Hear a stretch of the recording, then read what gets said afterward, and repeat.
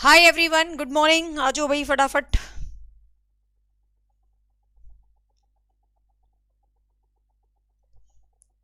Good morning, good morning, good morning.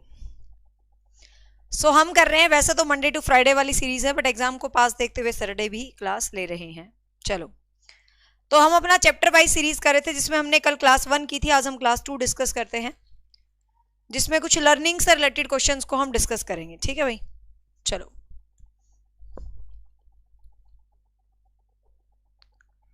Simple questions लिए हैं आज, लर्निंग की थ्योरी से रिलेटेड हैं सारे क्वेश्चंस। देखिएगा, चलो ट्राई करो मेरे साथ आंसर करने का। ये सीरीज सभी के लिए इंपॉर्टेंट है, कोई भी टीचिंग एग्जाम की आप तैयारी कर रहे हो। फर्स्ट क्वेश्चन है, अधिगम का क्षेत्र सिद्धांत किसके द्वारा प्रतिपादित किया गया था? अधिगम का क्षेत्र सिद्धांत मतलब अधिगम का जो फील्ड थ्योरी है वो किसके द्वारा प्रतिपादित की गई है, आपको ये बताना है। ठीक है, तो फील्ड थ्योरी किसके द्वारा प्रतिपादित की गई है भाई? कूट लेविन के द्वारा। अधिगम की जो फील्ड थ्योरी है वो किसके द्वारा प्रतिपादित की गई है? वो प्रतिपादित की गई है कूट लेविन के द्वारा, जो है वो प्रतिपादित की गई है। आपको ध्यान रखना है। तो आंसर रहेगा 3। नेक्स्ट है, यहां पर कुछ युगम मैच है। ठीक है, इस तरीके क्वेश्चन करने का बहुत फायदा होता है, क्योंकि कहने में एक क्वेश्चन होता है बट ये 4 क्वेश्चन हो जाते हैं साथ में। निम्न में से कौन सा युगम सही है? आपको सही पेयर बताना है कि कौन सा पेयर यहां पर सही है। आपको सही पेयर यहां पर बताना है। ठीक है, कूट लेविन मानवतावादी सिद्धांत। यदि हम ह्यूमनिस्टिक थ्योरी मानवतावादी सिद्धांत की बात करें तो अब्राहिम मैस्लो और कार्ल रोजर्स के द्वारा दिया गया है। ठीक है, अब्राहिम मैस्लो और कार्ल रोजर्स के द्वारा दिया गया है, आपको ध्यान रखना है। करेक्शनिज्म थ्योरी थॉर्नडाइक के द्वारा दी गई है। ठीक है, अधिगम संबंधी क्षेत्र सिद्धांत फील्ड थ्योरी आपकी कूट लेविन के द्वारा दी गई है। शास्त्रीय अनुबंधन क्लासिकल कंडीशनिंग थ्योरी आपकी नोबल ल्यूरेट पावलोव के द्वारा दी गई है।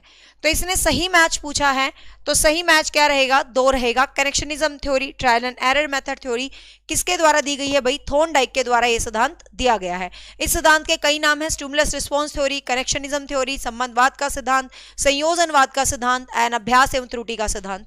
तो आंसर रहेगा यहां पर 2।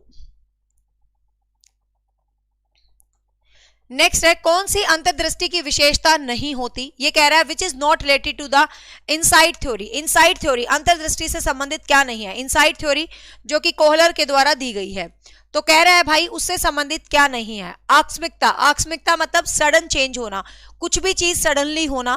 मैं दोनों मिक्स मैच है क्वेश्चंस, और लैंग्वेज कभी बैरियर नहीं होती। मैं हमेशा दोनों भाषाओं में चीजों को समझाती हूँ, तो ये चक चक पक पक मत किया करो। एक क्वेश्चन हिंदी में दिखेगा मेरा, कोई इंग्लिश में दिखेगा, कोई हिंदी में। ठीक है, तुम चुपचाप पढ़ते रहो, मैं दोनों भाषाओं में बोलती हूँ और बोला हुआ तुम्हें अच्छे समझ आता होगा। आकस्मिकता होता है सडन, एकदम सडन कोई भी एक्सचेंज, कोई भी चीज आना, तो सडन जो फील होता है वो इनसाइट थ्योरी का मेन निशानी होता है। नवीन परिस्थितियों में अनुक्रिया मतलब कुछ नई सिचुएशंस हैं, उसके अंदर आपका रिस्पॉन्स करना, तो बिल्कुल आप नई सिचुएशन में रिस्पॉन्स करते हो, बिल्कुल करते हो। अनुक्रिया का सहजता से होना मतलब एकदम ऑटोमेटिक रूप से आपका रिस्पॉन्स हो जाता है, बिल्कुल हो जाता है, एकदम से आपके अंदर माइंड में कुछ आता है और आप उसको रिस्पॉन्ड कर जाते हो। लेकिन ये फ्यूचर ओरिएंटेड नहीं होती है भाई। जो इनसाइट थ्योरी होती है, आप फ्यूचर नहीं सोचते, आप इनसाइट थ्योरी में वो पर्टिकुलर सिचुएशन में अपनी सूझबूझ लगाते हो उसी समय उसी के हिसाब से। तो this is not the future oriented. Answer रहेगा 4। नेक्स्ट है, श्रृंखला अधिगम सिग्नल लर्निंग संबंधित है किससे? श्रृंखला अधिगम जो सिग्नल लर्निंग है वो किससे संबंधित है? टोलमैन से, थॉर्नडाइक से, गैने से या ब्रूनर से? तो सिग्नल लर्निंग जो गैने का प्रॉब्लम सॉल्विंग लर्निंग है, उसी का पहला ही स्टेप है सिग्नल लर्निंग। तो श्रृंखला अधिगम रॉबर्ट गैने की समस्या समाधान अधिगम का पहला ही स्टेप है श्रृंखला अधिगम। पहला सिग्नल है, दूसरा स्टिमुलस है, तीसरा एक तरह से चेनिंग के अंदर चला जाता है। तो ये उसी का है थ्योरी का। आंसर रहेगा 3। ठीक है,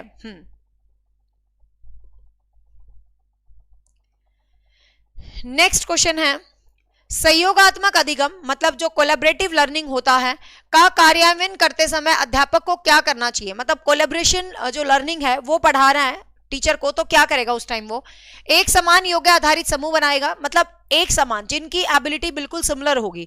तो एक बात आओ, सिमिलर एबिलिटी का समूह बनाने का क्या ही फायदा है, क्योंकि अलग अलग योग्यताओं के बच्चों का हम समूह बनाएंगे तो अलग अलग तरीके से बच्चे को सीखेंगे, आपको पता है, ठीक है। हाँ योगेश, बिल्कुल colour blindness teacher government teacher बन सकते हैं, डिसेबल जो कैटेगरी होती है उसके अंदर, ठीक है। तो एक समान योग्यता आधारित समूह का निर्माण, तो एक समान योग्यता आधारित नहीं करेंगे भाई, विद्यार्थियों को केवल निर्धारित प्रक्रिया का अनुसरण करने को कहें, स्टूडेंट्स को ये कहे बस यही प्रोसेसर, आपको इसी को ही एक्सप्लोर करना है।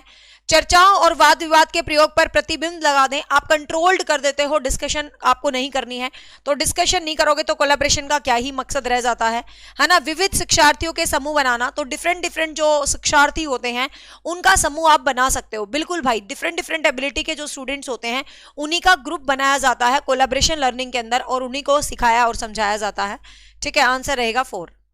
नेक्स्ट है total time taken in the Indian model of the micro teaching. Micro teaching Allen Dwight के द्वारा दिया गया है, सूक्ष्म शिक्षण कई बार आता है, एलन ड्वाइट के द्वारा दिया गया है। तो इसमें जो टोटल टाइम होता है माइक्रो टीचिंग में वो कितना होता है, तो टोटल टाइम जो माइक्रो टीचिंग में होता है वो 36 मिनट होता है। 6 स्टेप्स होते हैं जिसमें 6-6 मिनट के और एक 12 मिनट का होता है रिप्रेजेंटेशन। तो इस तरीके से आप अपनी चीज को क्रिएट करते हैं। तो एलन ड्वाइट के द्वारा दिया गया है माइक्रो टीचिंग 36 मिनट का होता है ये, आंसर रहेगा 3। नेक्स्ट है कुछ स्टेटमेंट यहां पर दी गई है, उसका कुछ रीजन दिया गया है, आपको बताना है। BF Skinner operant conditioning theory focus and how reward and punishment shape the voluntary behaviour, कि बीएफ स्किनर की जो थ्योरी है वो बताती है कि कैसे रिवार्ड और पनिशमेंट किसी भी व्यवहार को वांछित अनुक्रिया प्रदान करता है। तो बिल्कुल भाई वही रीइंफोर्समेंट वाला कॉन्सेप्ट है, तो ये बिल्कुल स्किनर की थ्योरी का 100% पॉइंट है, ठीक है। Operant conditioning deal with the automatic reflexive response to the stimulus, आपका जो उद्दीपक होता है उस उद्दीपक के प्रति रिस्पॉन्स होता है ऑटोमेटिक, ये होता है कंडीशन के अंदर, कंडीशनिंग थ्योरी में होता है ये, आपको पता है। ऑपरेंट कंडीशनिंग, ये दोनों में कंफ्यूज मत होना, इनका एक शॉर्ट भी बना दूंगी वैसे मैं। ऑपरेंट कंडीशनिंग स्किनर की थ्योरी है जिसमें वो रीइंफोर्समेंट बल देता है, पनिशमेंट रिवार्ड बच्चों को मतलब कहता है ना वो चूहा उसके ब्लैक वाले पे जाता है तो करंट लग जाता है, व्हाइट वाले पे जाता है तो करंट नहीं लगता, तो इन सब बातों को करता है कौन भाई, आपका स्किनर करता है। लेकिन जो स्टिमुलस को देखते ही एकदम रिस्पॉन्स करने की बात होती है तो वो तो घंटी की आवाज बजी तो वो आपका कौन करता है भाई, पावलव करता है, तो वो आपका कौन करता है, पावलव करता है। तो इसका मतलब A is true and R is not, ठीक है। ए जो है सही है और आर सही नहीं है, ठीक है। तो इसका आंसर क्या रहेगा, A is true and R is false, A true है और आर क्या है, फॉल्स है, ठीक है। ए जो कर रहे हैं मतलब अभी तुम ए कर रहे हो, पेपर सिर पे आ गया तुम पिटोगे, दोनों ट्रू किस एंगल से लग रही है? क्या घंटी की आवाज सुनते ही स्किनर का बिल्ली चूहा और कबूतर कूदा है क्या है? ओनली ए राइट है, बी जो है आपकी क्लासिकल कंडीशनिंग का स्टेटमेंट है। नेक्स्ट है Which of the following are the key parts of the Albert Bandura social learning theory, Albert Bandura की सोशल लर्निंग थ्योरी के की पार्ट्स कौन से हैं आपको बताना है, ठीक है। रेसिप्रोकल डिटर्मिनिज्म, रेसिप्रोकल का मतलब होता है अंत्यक्रियात्मक, जब भी आपको रेसिप्रोकल थिंग आए तो इसका मतलब होता है अंत्यक्रिया। वो अंत्यक्रिया एनवायरमेंट से भी हो सकती है, आपकी और मेरी भी हो सकती है, आपकी और आपकी मदर की भी हो सकती है। तो आपको पता अंत्यक्रिया जो होती है वो इसके अंदर आती है, अंत्यक्रिया कहीं ना कहीं इसके अंदर आती है भाई, सोशल लर्निंग के अंदर इंटरेक्शन होता है, तो इसका मतलब 1 तो होगा सोशल लर्निंग में, ठीक है। लेटेंट जो लर्निंग है, जो गुप्त अधिगम सिद्धांत है, ये तो आपका टोलमैन ने दिया था, ये टोलमैन ने दिया था, तो इसका मतलब सेकंड नहीं होगा। आप ऑप्शन में जाओ जिसमें सेकंड है उस ऑप्शन को तो पहले ही काट दो, इसको भी काट दो, ठीक है, सेकंड है, इसको भी काट दो, इसमें सेकंड है। इस तरीके क्वेश्चन को करने का बहुत आसान तरीका हो जाता है ये, और इसको भी काट दो, इसमें सेकंड है, तो बचा क्या, बचा आपका ये आंसर, ठीक है, बचा क्या आपका 2 आंसर है ना। विकारियस रीइंफोर्समेंट भी इसी तरीके का होता है कि बच्चे की वही जो हम अल्बर्ट वंडूरा के तीसरे स्टेप पे करते हैं, रिप्रेजेंटेशन के अंदर बच्चा दिखाता है ये है वो है, तो ये जो चीज है तो ये भी रीइंफोर्समेंट है। वैसे तो देखो जो ड्राइव रिडक्शन होता है ना, ड्राइव रिडक्शन ये हल्का है, ध्यान से यदि हम और डीप में इसके ऑप्शन पे जाते तो इसका ऑप्शन 1 और 3 ही होना चाहिए था, ठीक है। इसका ऑप्शन 1 और 3 ही होना चाहिए था, लेकिन 1 एंड 3 कहीं ऑप्शन में है ही नहीं, ठीक है, 1 एंड 3 कहीं ऑप्शन में है ही नहीं, तो इसीलिए हम सेकंड ऑप्शन के साथ चले जाएंगे। वैसे ज्यादा डीप जाएं तो ड्राइव रिडक्शन भी कहीं ना कहीं Cl हल्का है, लेकिन Cl हल्के में थोड़ा बहुत वातावरण आ जाता है और वातावरण वंडूरा के में भी आ जाता है, इसलिए सी ऑप्शन को भी हमने साथ ले लिया, ठीक है। मान लो ऑप्शन 1 एंड ओनली आपको मिल जाता 1 एंड 3, तो फिर हम प्रायोरिटी 1 एंड 3 को देते, ठीक है। बट अब यहां पर आंसर क्या आ जाएगा भाई, 2 आ जाएगा। नेक्स्ट है, यहां पर कुछ थ्योरी हैं और कुछ उनका मैच करने वाले लोग हैं, तो ये आप बहुत इजी मैच कर सकते हो। ये अगेन एंड अगेन क्वेश्चन इसीलिए लिए जाते हैं मैच करने वाले, ताकि पेपर में इस तरीके का क्वेश्चन आए तो गलत ना करो एटलीस्ट। तो सी टोलमैन की जो थ्योरी है वो कौन सी है, साइन थ्योरी। एस्टेट 2023, एस्टेट 2022, पहला ही क्वेश्चन दोनों ईयर यही था, नाम बदल बदल के रख दिया था। एक में लिखा था लेटेंट थ्योरी, एक में लिखा था गुप्त थ्योरी, एक में लिखा था साइन थ्योरी, एक में लिखा था संकेत थ्योरी, सारे इसी थ्योरी के नाम हैं। किसने दी है भाई, ये टोलमैन ने दिया था, तो आपको ध्यान रखना है किसने दिया है, ये टोलमैन ने दिया था, तो आपको ध्यान रखना टोलमैन ने दिया था आपका साइन लर्निंग थ्योरी, किसने दिया है, टोलमैन ने। फिर बात आती है कूट लेविन ने कौन सी दी है, फील्ड थ्योरी दी है, ठीक है। Cl हल ने कौन सी दी है भाई, ड्राइव रिडक्शन थ्योरी, नीड हास का सिद्धांत। स्किनर ने कौन सी दी है, ऑपरेंट कंडीशनिंग। नीचे जाके मैच करने की जरूरत नहीं है, एक अभी ये वो तुम कर दोगे, ठीक है, ऊपर हमने क्वेश्चन को कर लिया। नीचे ऑप्शन है, बट इन ऑप्शंस का क्या फायदा होता है, मैंने आपको बता रखा है। पेपर में इन क्वेश्चन को कभी भी डायरेक्ट मैच नहीं करोगे, जैसे मैं तुम्हें सिखा रही हूं वैसे ही मैच करोगे पेपर में। जिसकी थ्योरी को लेके आप 100% श्योर हो कि यस मैडम इसका ये वाला उत्तर है, जैसे आपको पता बी एफ स्किनर का ऑपरेंट कंडीशनिंग है, तो डी के नीचे थर्ड है, तो आपने सबसे पहले ऑप्शन में जाके देखना है डी के नीचे थर्ड किस में है, 1 2 3 इसी के अंदर है। तो देखो कई बार आपका क्वेश्चन ऐसे ही श्योर हो जाता है, ठीक है ना। तो पेपर में आप हमेशा मैच करोगे ऐसे, बट अब तो हम तो सीखने के लिए ऑल ओवर मैच कर रहे हैं, ठीक है, तो आपको ध्यान रखना है।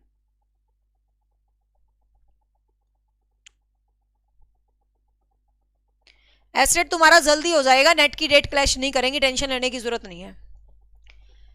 सरिता लेटेंट थ्योरी के अंदर क्या था, लेटेंट थ्योरी जो है टोलमैन ने दी थी, गुप्त सिद्धांत। उसने ये बोला था, उसने 2 बेस पहेलियां बना दी थी इस तरीके से, ठीक है, मतलब उसने रास्ता, गुप्त सिद्धांत, लेटेंट थ्योरी, संकेत, उसने ऐसे ऐसे रास्ते बना दिए थे, यहां पर कोई चीज छोड़ दी थी, ठीक है, यहां पर कोई चीज नहीं रखी थी, तो एक बार उसके चूहे ऐसे ऐसे भाग के जाते हैं, एक बार वो स्पीड से चले जाते हैं, एक बार वो फिर दोबारा टाइम लगा के जाते हैं। तो मतलब वो ये समझाना चाहता है कि बच्चों को संकेत दो, प्रतीक दो, गुप्त रास्ते से बच्चा समझा के चीजों को मतलब अपने रास्ते पे चला जाता है, तो इस तरीके का सिद्धांत था ये। नेक्स्ट है, ये नया क्वेश्चन है, इसको आप अपनी डिक्शनरी के अंदर ऐड कर लें। Who among the following has the profound of the scientific management theory? Scientific management होती है टेक्नोलॉजी के हिसाब से चीजों को मैनेज करते हुए बच्चों को पढ़ाना, ठीक है, इसको अपने दिमाग के अंदर एड ऑन कर लो। ये दी थी FW टाइलर ने, बस इसको सिंपल याद कर लेना। हाँ, मेज भूल भुलैया का सिद्धांत, तो ये क्या दिया था आपको, टाइलर ने दिया था। ऑपरेंट कंडीशनिंग, क्लासिकल कंडीशनिंग का एक शॉर्ट भी बना दूंगी, ठीक है, ध्यान रख लेना, उसका एक शॉर्ट भी बना दूंगी, डोंट वरी। इसको अपने दिमाग के अंदर एड ऑन कर लो इस क्वेश्चन को। FW टाइलर ने दिया था साइंटिफिक मैनेजमेंट। नेक्स्ट है, which of the correct sequence in the development of learning theories. यहाँ पर लर्निंग की थ्योरीज का कुछ सीक्वेंस दिया गया है और पूछा गया है कौन सा सीक्वेंस सही है। तो यहाँ पर है ना सारी थ्योरी उल्टी सीधी करके लिख रखे हैं, तो आप उल्टी सीधी पढ़ने की बजाय सीधी ही पढ़ लो। सबसे पहले आपको पता थॉर्नडाइक का कनेक्शनिज्म आया था 1896 के अराउंड, फिर पावलोव का क्लासिकल कंडीशनिंग 1902-1904 के बीच, फिर आपका स्किनर का ऑपरेंट कंडीशनिंग 1936 के अराउंड आया था, फिर टोलमैन 25 के अराउंड आया था, फिर ये कॉग्निज्म वाला जाके और भी बाद में आया था 32-32 के अराउंड, ठीक है। तो ये जो सीक्वेंस है, सबसे पहले थॉर्नडाइक का आया था, ध्यान रखना, फिर पावलोव की थ्योरी आई थी, फिर स्किनर की थ्योरी आई थी, फिर टोलमैन की थ्योरी आई थी, फिर आपकी गेस्टाल्ट वादियों की थ्योरी आई थी, फिर आपकी जो कॉग्निज्म थ्योरी है ये सारी आई थी, और फिर लास्ट में आपकी कंस्ट्रक्टिविस्ट थ्योरी जैसे ब्रूनर वगैरह वाली ये थ्योरी आई थी, ठीक है। तो इस तरीके से ये सारी थ्योरीज आई थी। बाकी किसी दिन शॉर्ट में इनका ऑफिशियल डेट बीएड की बुक्स में जो मेंशन है, हर बुक में अलग अलग लिखा होता है, बट एनसीईआरटी और बीएड की बुक के हिसाब से इनका परफेक्ट डेट मैं तुम्हें शॉर्ट में डाल दूंगी। Thorndike law of exercise means, Thorndike का अधिगम का एक्सरसाइज का नियम क्या कहता है वो आपको बताना है। देखो इससे पहले भी मैं लर्निंग के क्वेश्चन आपको करवा चुकी हूं, आपको ध्यान हो इससे पहले भी मैंने एक बार चैप्टर वाइज सीरीज स्टार्ट की थी, जिसमें मैंने मेरी पुस्तक की, जो मेरी अपनी कंप्लीट सॉल्यूशन ऑफ साइकोलॉजी है, उस बुक के सारे क्वेश्चंस मैंने आपको करवा दिए थे। तो जान के मैंने वो क्वेश्चन सेम दोबारा नहीं लिए, उस चीज का मजा नहीं आता, क्योंकि बच्चे पुरानी वीडियो भी तो देखते हैं, ठीक है। तो अधिगम के चैप्टर की ऑलरेडी मैंने 50 क्वेश्चन पहले भी करवा रखे हैं, जो मेरी बुक के अंदर हैं। तो जो पहले वाली प्लेलिस्ट है ना, जेबीटी के टाइम वाली, जिसमें हमने जेबीटी की प्रैक्टिस की थी, है ना, जेबीटी के टाइम भी हमने चैप्टर वाइज प्रैक्टिस की थी, तो उसके अंदर भी लर्निंग के बहुत सारे क्वेश्चन हैं। तो वो सारे क्वेश्चन भी आप चाहो तो एक्स्ट्रा में देख लेना। अब मैंने वो क्वेश्चन लिए हैं जो नए हैं, ठीक है।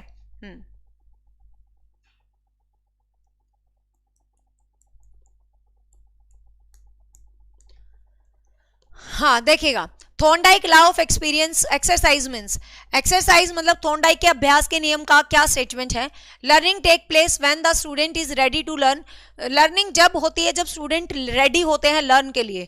तो ये तो जिज्ञासा वाला है, ठीक है, लॉ ऑफ क्यूरियोसिटी वाला है, लॉ ऑफ रेडीनेस वाला है ये वाला नियम। तो learning take place when the student is rewarded, learning तब होती है जब स्टूडेंट को रिवार्ड किया जाता है, ये आपका लॉ ऑफ अफेक्ट के अंदर आ जाता है और ऑपरेंट कंडीशनिंग के अंदर भी आ जाता है। Repetition of activity is more than retention, learning take place when the student is punish, तो ये जो पनिशमेंट और रिवार्ड वाला है ये तो आपका ऑपरेंट के अंदर चला जाता है।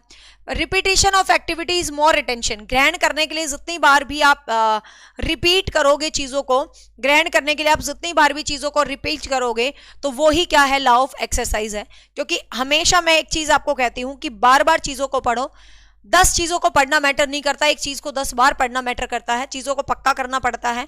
जितना तुम्हें पढ़ाया गया उससे बाहर कुछ नहीं आएगा, मैं हमेशा कहती हूँ उससे बाहर तुम्हें एक अक्षर भी पढ़ने की आवश्यकता नहीं है। तो उससे बाहर ज्यादा पढ़ने की कोशिश मत करो, उसको बार बार पढ़ने की कोशिश करो टाइम मिला है तो, ताकि चीजें पेपर में गलत ना हो। कॉन्सेप्ट से बाहर कभी भी कोई चीज नहीं होती है, आपको भी पता चल गया होगा अब तक।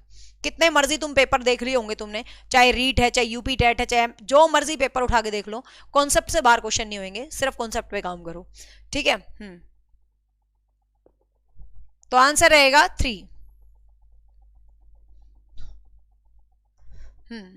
बहुत बढ़िया, देखो कैसे कैसे बच्चे ऑडिटोरियम में बैठे हैं। अरे बेटी का फंक्शन एंजॉय कर ले, मेरी क्लास तो फिर देख लियो। Which of the following method is based on the learning by doing theory? Learning by doing, करके सीखना, ठीक है, करके सीखने पे कौन सा सिद्धांत डिपेंड करता है? लेक्चर कम डिस्कशन मेथड। अब लेक्चर और डिस्कशन करोगे तो उसमें आप क्या करके सीखोगे, क्या भी करके नहीं सीखोगे भाई। Problem solving method, inductive, deductive, analytical synthesis method. तो आपको पता प्रॉब्लम सॉल्विंग मेथड का मतलब ही क्या होता है, प्रॉब्लम को सोल्व करना, मतलब आप खुद के एफर्ट से करके सीख रहे हो। तो problem solving method learning by doing पर क्या होता है भाई, बेस्ड होता है, ठीक है। तो आंसर क्या रहेगा भाई, हाँ आंसर रहेगा 2। नेक्स्ट है, ये क्वेश्चन बहुत बार आया है, लास्ट ईयर भी आया था, 2018 में भी आया था, 2021 में भी आया था ये क्वेश्चन, ठीक है। Who was the propounder of the anticipatory theory of the play, प्रत्याशित खेल सिद्धांत। प्रत्याशित खेल सिद्धांत का मतलब बच्चे खेल में अलग अलग तरीके से भूमिकाएं निभाते हुए चीजों को सीखते हैं। तो ये खेल सिद्धांत किसने दिया था भाई, ये खेल सिद्धांत आपका कॉल ग्रुस ने दिया था। इस क्वेश्चन को याद करना, 4 बार आ चुका है ये आपके एग्जाम में, ठीक है। प्रत्याशित खेल सिद्धांत किसके द्वारा दिया गया था, कार्ल ग्रुस के द्वारा दिया गया था, आपको ध्यान रखना है। स्टैनले हॉल तो आपको पता है चाइल्ड डेवलपमेंट के फादर हैं, जिन्होंने किशोर अवस्था के ऊपर काम किया था, ठीक है। मैकडूगल मूल प्रवृत्तियों वाले हैं, ठीक है। लैजरस मनोविज्ञान की कुछ और प्रवृत्तियों से संबंधित है। नेक्स्ट है, the following are the 3 categories of the intelligence of Thorndike. Thorndike की बुद्धि की 3 कैटेगरी कौन सी हैं, मतलब थॉर्नडाइक ने कौन सी 3 बुद्धि दी थी। तो आपको पता होगा मूर्त बुद्धि, अमूर्त बुद्धि और सामाजिक बुद्धि, तीनों किसने दी थी भाई, थॉर्नडाइक ने दी थी। तो मूर्त बुद्धि, अमूर्त बुद्धि और सामाजिक बुद्धि। तो अब्स्ट्रैक्ट मतलब अमूर्त बुद्धि, मैकेनिकल मतलब मूर्त या यांत्रिक, इसने मूर्त नहीं नाम दिया था, थॉर्नडाइक ने नाम दिया था यांत्रिक बुद्धि, ठीक है। तो यांत्रिक बुद्धि, अमूर्त बुद्धि और सोशल एंड सामाजिक बुद्धि। मतलब यांत्रिक बुद्धि इसने कहा था जो चीजें कलपुर्जों से संबंधित होते हैं, जैसे इंजीनियर वगैरह होते हैं, तो कलपुर्जों वाली जो बुद्धि होती है ये कौन सी होती है भाई, मैकेनिकल बुद्धि होती है। जो भावनाओं से संबंधित होती है, जो कवि लोगों में होती है, फिलोसफर लोगों में होती है, ज्ञानी लोगों में होती है, वो आपकी एब्स्ट्रैक्ट इंटेलिजेंस होती है। और जो सामाजिक सोशल लोगों में होती है, जैसे एजेंट होते हैं, बीमा करने वाले होते हैं, इनके अंदर कौन सी बुद्धि होती है भाई, सोशल बुद्धि होती है, ठीक है। नेक्स्ट है, निम्नलिखित में से कौन सा संज्ञानात्मक अधिगम का एक तत्व नहीं है? ठीक है, संज्ञान अधिगम के अंदर क्या नहीं आता है? तो चिंतन, thinking is a part of संज्ञान।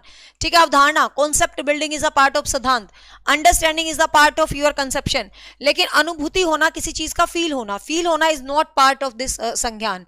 कॉग्निज्म का पार्ट नहीं होता अनुभूति is not part related to cognism. ठीक है, तो आंसर क्या रहेगा? आंसर रहेगा 4।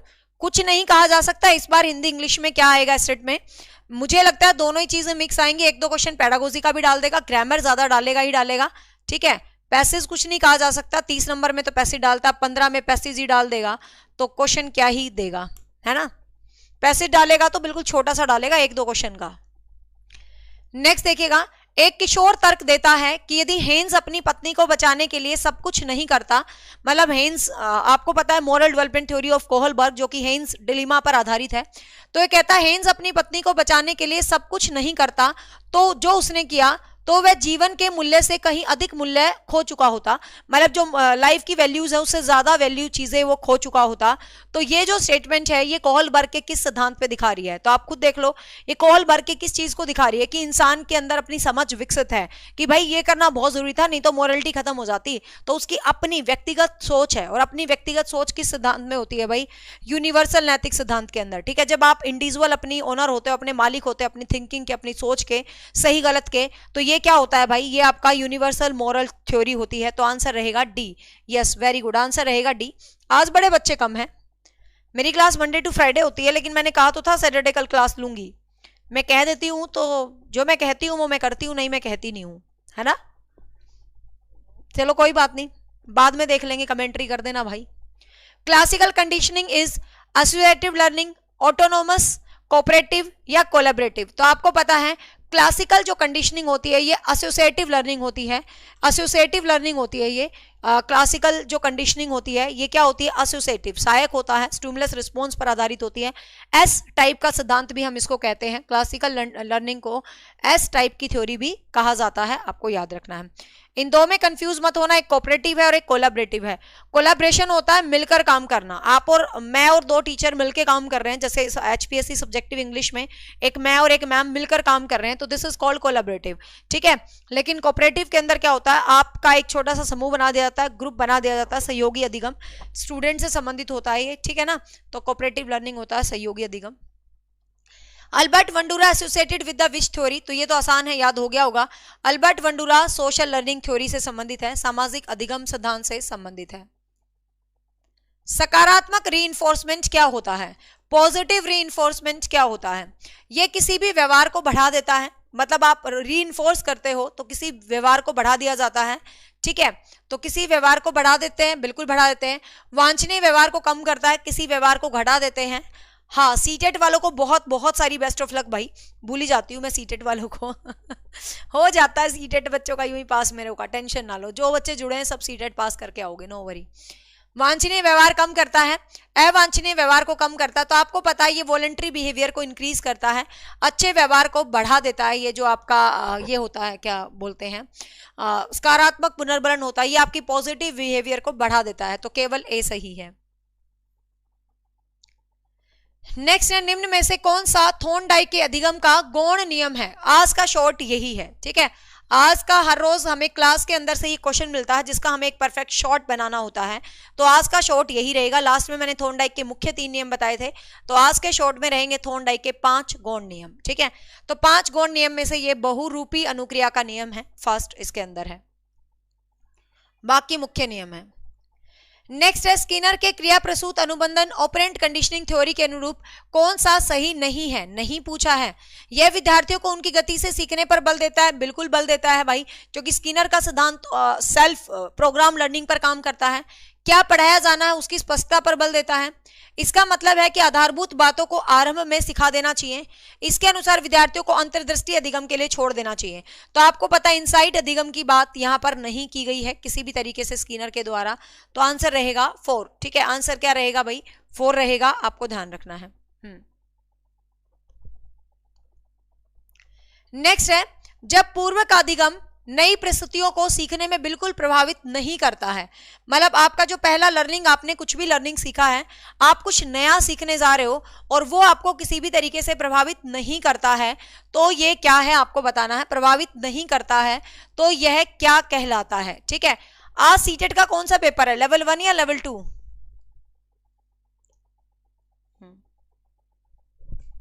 आज सीटेट का कौन सा पेपर है, लेवल 1 या लेवल 2?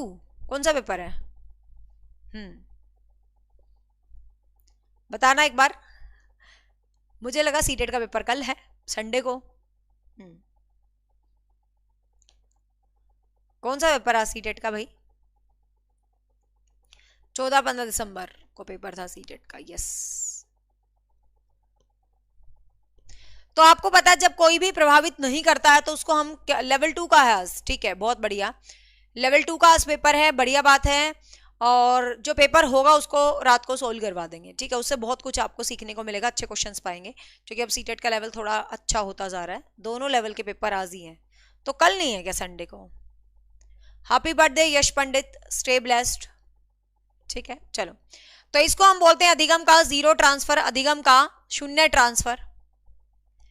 नेक्स्ट है सीखने का स्थानांतरण क्या होता है। सीखी गई वस्तु को संभालना, कि आपने कुछ वस्तु सीख ली है उसको आप संभाल रहे हो। सीखी हुई तकनीक का वैसा ही उपयोग करना, मतलब जैसा आपने सीखा वैसा उपयोग करना।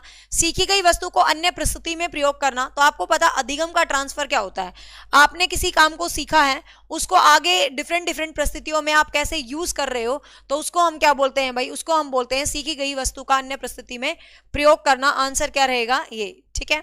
हाँ ठीक है। पता नहीं यार मेरा ना सीटेट को लेके वाइब्स क्यों नहीं आती मेरे अंदर, मुझे कभी समझ नहीं आता है ना।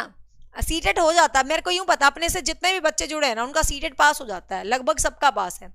तो मेरे को ना पता नहीं सीटेट को लेके ना बहुत ज्यादा वाइब्स नहीं आती, मुझे ज्यादा नौकरी वाले एग्जाम्स को लेके आती है। लाइक आपका DSSS भी है, KVS है, स्क्रीनिंग है, एस्टेट है, मुश्किल सा पेपर है, तो मतलब इनको लेके मुझे ना थोड़ी वाइब्स आती है। RPSC है ना।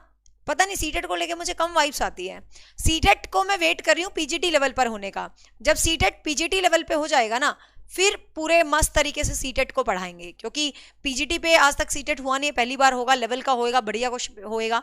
तो देखते हैं सीटेट PGT लेवल पर कब होगा। सीटेट के पेपर मैंने ना कई बार करवाए हैं प्रीवियस, मतलब कुछ बहुत मजा नहीं आता सोल्व करवाने में, इसलिए मैं थोड़ा छोड़ छाड़ देती हूँ, बट आज करवाएंगे। ऋणात्मक सीखने का स्थानांतरण क्या कहलाता है। नेगेटिव सीखने का स्थानांतरण क्या कहलाता है। कुछ नहीं सीखना, सीखने में बाधा, बाएं हाथ से सीखना, गति कौशल से सीखना।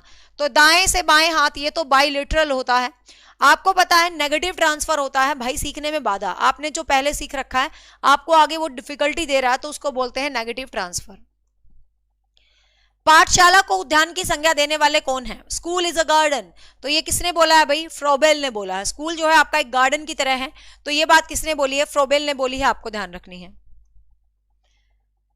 ये एक दो डेफिनेशन है, ये तो इन पे टिक पड़ा है आंसर, इसलिए मैं इनको पढ़ाऊंगी नहीं, जनरल वैसे बता देती हूँ। अधिगम अनुभव और प्रशिक्षण और व्यवहार का परिणाम है, तो ये गेट्स की डेफिनेशन है, कई बार एस्टेट में आ चुकी है इसलिए मैंने इसको डेफिनेशन को लिया है, ठीक है ना। अधिगम की प्रक्रिया में कौन सी विशेषताएं होती हैं, तो व्यवहार में परिवर्तन होता है, परिपक्वता मैच्योरिटी से नहीं होता, व्यवहार से परिवर्तन होता है, अर्जित सभी होता है। अधिगम की प्रक्रिया में कौन सी विशेषताएं होती हैं, तो व्यवहार में परिवर्तन होता है, लर्निंग को आप एक्वायर भी कर सकते हो। खाली देखो मैच्योरिटी अफेक्ट करती है लेकिन बहुत ज्यादा अफेक्ट नहीं करती मैच्योरिटी, मतलब मैच्योरिटी के साथ लर्निंग आती है, नो डाउट। जैसे जैसे आप मैच्योर होते हो वैसे वैसे आपकी लर्निंग भी बढ़ती रहती है, तो सभी रहेंगे, लेकिन बहुत ज्यादा व्यवहार में परिवर्तन आता है स्थायी रूप से। क्लार्क हल के सिद्धांत को एक हिंदी में एक और नाम है नया, देख लो, संपोषक सिद्धांत, ठीक है। संपोषक सिद्धांत भी कहते हैं इसके सिद्धांत को। साइन थ्योरी, चिन्ह थ्योरी मैं कई बार बता चुकी हूं। टोलमैन, ये बताए हुए क्वेश्चन है इसलिए मैं इनको ज्यादा ध्यान नहीं दे रही हूं।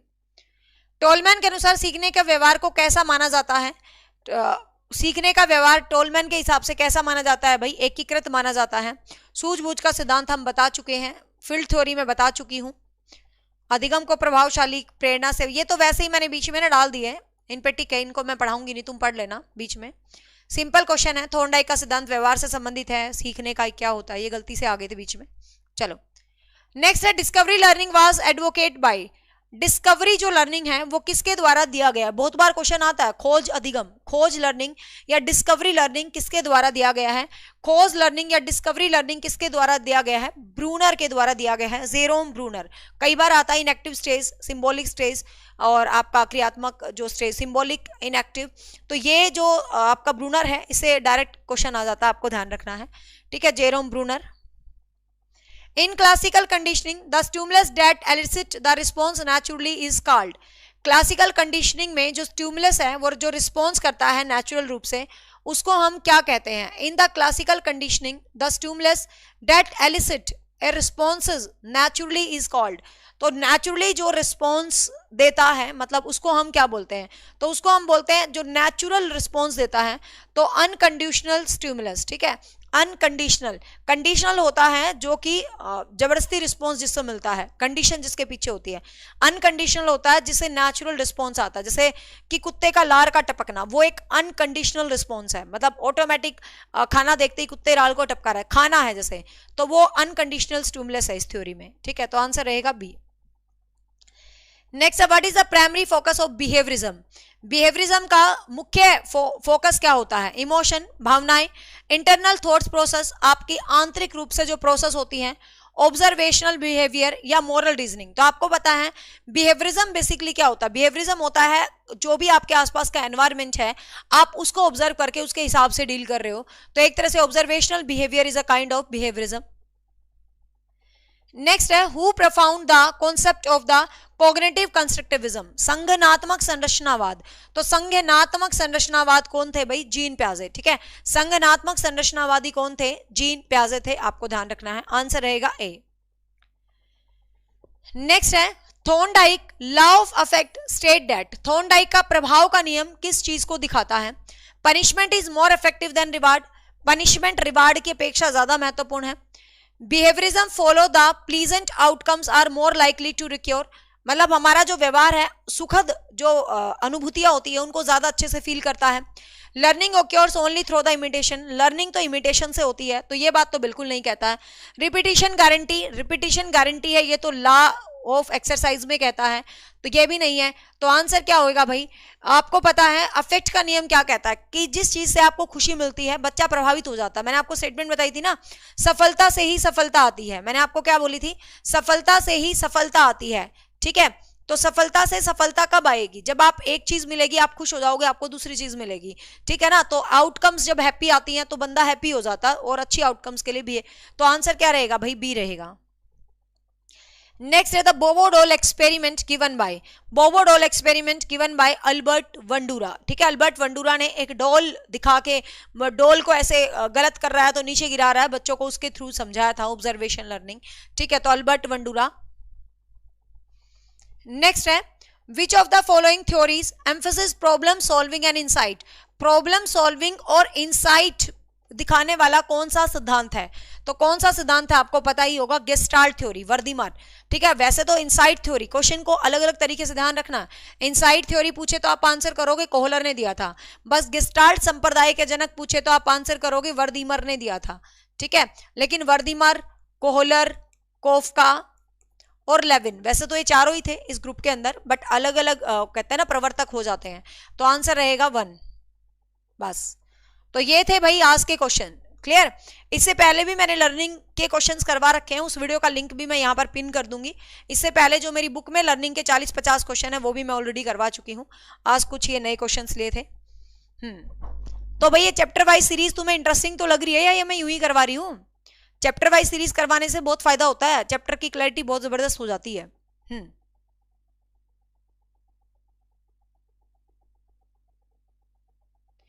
एक है ना, तुम ऐसे अननेसेसरी क्वेश्चंस पूछते रहते हैं, 2-3 बच्चे लगातार एक ही क्वेश्चन पूछ रहे हैं जब से क्लास शुरू हुई है।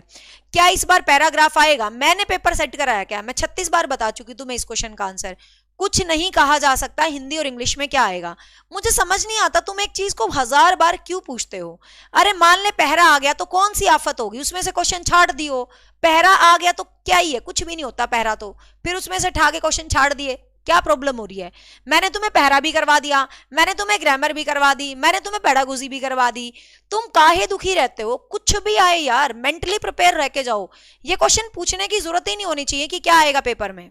पैरा आए तो ठाके क्वेश्चन ठाड़ दियो, ग्रामर आए ठाके उत्तर कर दियो, पेडागोजी आए तो उत्तर कर दियो, सब कुछ तुम्हें समझा रखा है, कुछ नहीं पता पेपर वाला क्या देगा। आज तक हमेशा ग्रामर आई है, ये बात मैं 1000 बार बता चुकी हूं।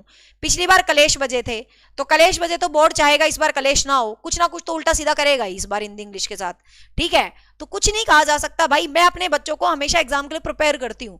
मैं ये नहीं कहती ये आएगा और वो आएगा, मैं कहती हूँ हर चीज करके जाओ, कुछ भी आ सकता है। बच्चे यूं ही टॉप नहीं करते हैं। ये दो बातों पे अब मैं कह दूं हाँ पहरा ही आएगा भाई, तू मत पढ़ के जा ग्रामर और पेडागोजी, बस पहरा ही पढ़ जा। और ये बात मैंने एक बार नहीं 25 बार बोली है, और 26वीं बार यदि किसी ने बात पूछी ना हिंदी इंग्लिश में क्या आएगा, उसको भगा देंगे चैनल से। कति मतलब माँ बावड़े बालक रह गए कति। मैं कहूंगी हाँ पहरा ही आएगा, तो इसका मतलब अब मैंने कह दिया पहरा आएगा, क्या तुम पहरे के अलावा कुछ नहीं पढ़ के जाओगे? अब पूछो ही मत यार ऐसे क्वेश्चन। दोनों भाई बच्चों को ऐसे प्रिपेयर किया जाता है, कुछ भी दे दे पेपर वाला, बालक पेपर पास कराएगा। बस इतना सा अपने दिमाग में रखो, पहरा आएगा, क्वेश्चन आएंगे। मैंने तुम्हें पूरी ग्रामर की प्रैक्टिस करवा दी, पूरी तुम्हें रोज अब शाम को पेडागोजी करवा दूंगी, पहरा तक भी मैंने पढ़ा दिया। क्यों क्यों बावड़े हो जाते हो? कुछ भी आए हैं, ये आएगा वो आएगा, मैं पेपर छाप के दे देती हूँ, यही आएगा, बस यही कर लेना। और ऐसा ही हो, जितना मैंने करवाया ना जा, मैं ये कह सकती हूँ उससे बाहर पेपर नहीं आएगा। भगवान की दया से एस्टेट को लेके तो मैं इतनी ब्लेस हूं, ठीक है। 13 साल हो चुके हैं मुझे एस्टेट को पढ़ाते हुए, जो मैं मुंह से बोलती हूँ तुम्हें वही क्वेश्चन पेपर में मिलेंगे, जा मेरी क्लास से बाहर नहीं मिलेगा, वरदान तथास्तु। मतलब it's not my over confident, but भगवान की दया से ये एक्सपीरियंस है एस्टेट के एग्जाम को लेके, ठीक है। 2-3 क्वेश्चन मिलेंगे बाहर से, उससे ज्यादा नहीं मिलेगा कुछ भी बाहर से, टेंशन ना ले। चाहे वो एस्टेट है, चाहे वो रीट है, चाहे यूपी टेट है, चाहे सी टेट है, जो मर्जी है, टेंशन नहीं लेने का, बस पढ़ने का है। अब मत पूछियो पैरा आएगा, 6 बार पूछ लिया, 6 बार रिप्लाई कर दिया मैंने क्लास के बीच में, फिर भी कॉपी पेस्ट करते ही रहेंगे करते ही रहेंगे। चलो ऑफलाइन होता तो मजा आता है, डंडा हाथ में रखते पेल देते डस्टर डस्टर डंडे डंडे। चलो भाई आज रीट के ऊपर बनाती हूँ ना, रीट का नोटिफिकेशन आज कल से भरना स्टार्ट हो जाएगा ना रीट का, तो रीट के ऊपर वीडियो बनाई जाए तो सही रहेगा। हाँ क्रैश कोर्स की वैलिडिटी के लिए आप कूपन कोड मैंने आपको बता दिया है, कूपन कोड लगा ले एस्टेट, ठीक है। क्रैश कोर्स वालों के लिए ये कूपन कोड वैलिड होगा। दूसरा, इसे कृपा करके ट्राई ना करें, नया बच्चा खरीदेगा तो उसको सेम प्राइस में मिलेगा। उन बच्चों के लिए है जिनका एस्टेट का एक्सपायर हो गया है, पे ऑनलाइन के साथ कूपन कोड लगा ले एस्टेट, आपको 50% में दोबारा 1 महीने के लिए आपका कोर्स एक्टिव हो जाएगा, ठीक है भाई। चलो एस्टेट कूपन कोड लगाना है आपने, दोबारा पे ऑनलाइन करना है, एस्टेट है, नॉन एक्सटेंडेबल था ड्यू टू यूर एग्जाम, ये एक्सटेंड किया जा रहा है, ठीक है। तो कूपन कोड में भरना है एचटेट, कैपिटल लेटर के अंदर एचटेट, और ये कूपन कोड बाकी कोई भी ट्राई ना करें, मैं अगेन बता रही हूँ, सिर्फ एस्टेट क्रैश कोर्स वालों का, उन्हीं बच्चों का कूपन कोड लगेगा जिन्होंने एस्टेट का क्रैश कोर्स लिया हुआ है, बाकी किसी का भी ये कूपन कोड किसी भी बैच में एप्लीकेबल नहीं होगा, और जो क्रैश कोर्स को नए सिरे से लेगा उसमें भी एप्लीकेबल नहीं होगा, बस पुराना बच्चे के लिए ही एप्लीकेबल होगा, ठीक है ना। ये पेपर हो जाएगा जनवरी के फर्स्ट वीक में ही, टेंशन लेने की जरूरत नहीं। जिन्होंने लेट लिया था 1 मंथ तक तुम देख लो तुम्हारी वैलिडिटी है, तो जब तक किसी की वैलिडिटी कूपन कोड इनवैलिड आ रहा है, अभी मैंने सेट करवाया, ख्वाहिश कोई बात नहीं, मैं चेक करवा दूंगी, क्रॉस चेक करके मैं टेलीग्राम पर मैसेज डाल दूंगी कि नाउ इट्स वर्किंग, और शुरू हो जाएगा, ठीक है। बाय का ऑप्शन तब आएगा जब आपका कोर्स एक्सपायर हो जाएगा, एक्सपायर जब तक आपका कोर्स नहीं होगा तब तक बाय का ऑप्शन नहीं आएगा, तो जब आपका कोर्स एक्सपायर हो जाएगा तभी बाय का ऑप्शन आएगा, तभी आप एक्सटेंड करना ना, जब तक एक्सपायर नहीं होता जब तक क्यों एक्सटेंड करोगे, ठीक है ना। तो उसी का एक्सटेंशन होएगा जिसका एक्सपायर हो जाएगा, बीच में पहले मत करें कुछ भी। चलो भाई ठीक है, मिलते हैं रात को बढ़िया सी क्लास के साथ। पेडागोजी क्लास रात 9 बजे होती है, प्लेलिस्ट बना दी है पेडागोजी की, 3 क्लास में करवा चुकी हूं। चलो जिनका रीट क्लियर है वो आरपीएससी की तैयारी करें, आरपीएससी की बम्पर वैकेंसीज तो आ रही हैं। टेस्ट सीरीज पे पैसे खराब करने की कोई जरूरत नहीं है, मैं पागल हो रखी हूँ 3 महीने से, तुम्हें इतने क्वेश्चन करवा रही हूँ फिर भी बावड़े हो रहे हो टेस्ट सीरीज, ये क्या हो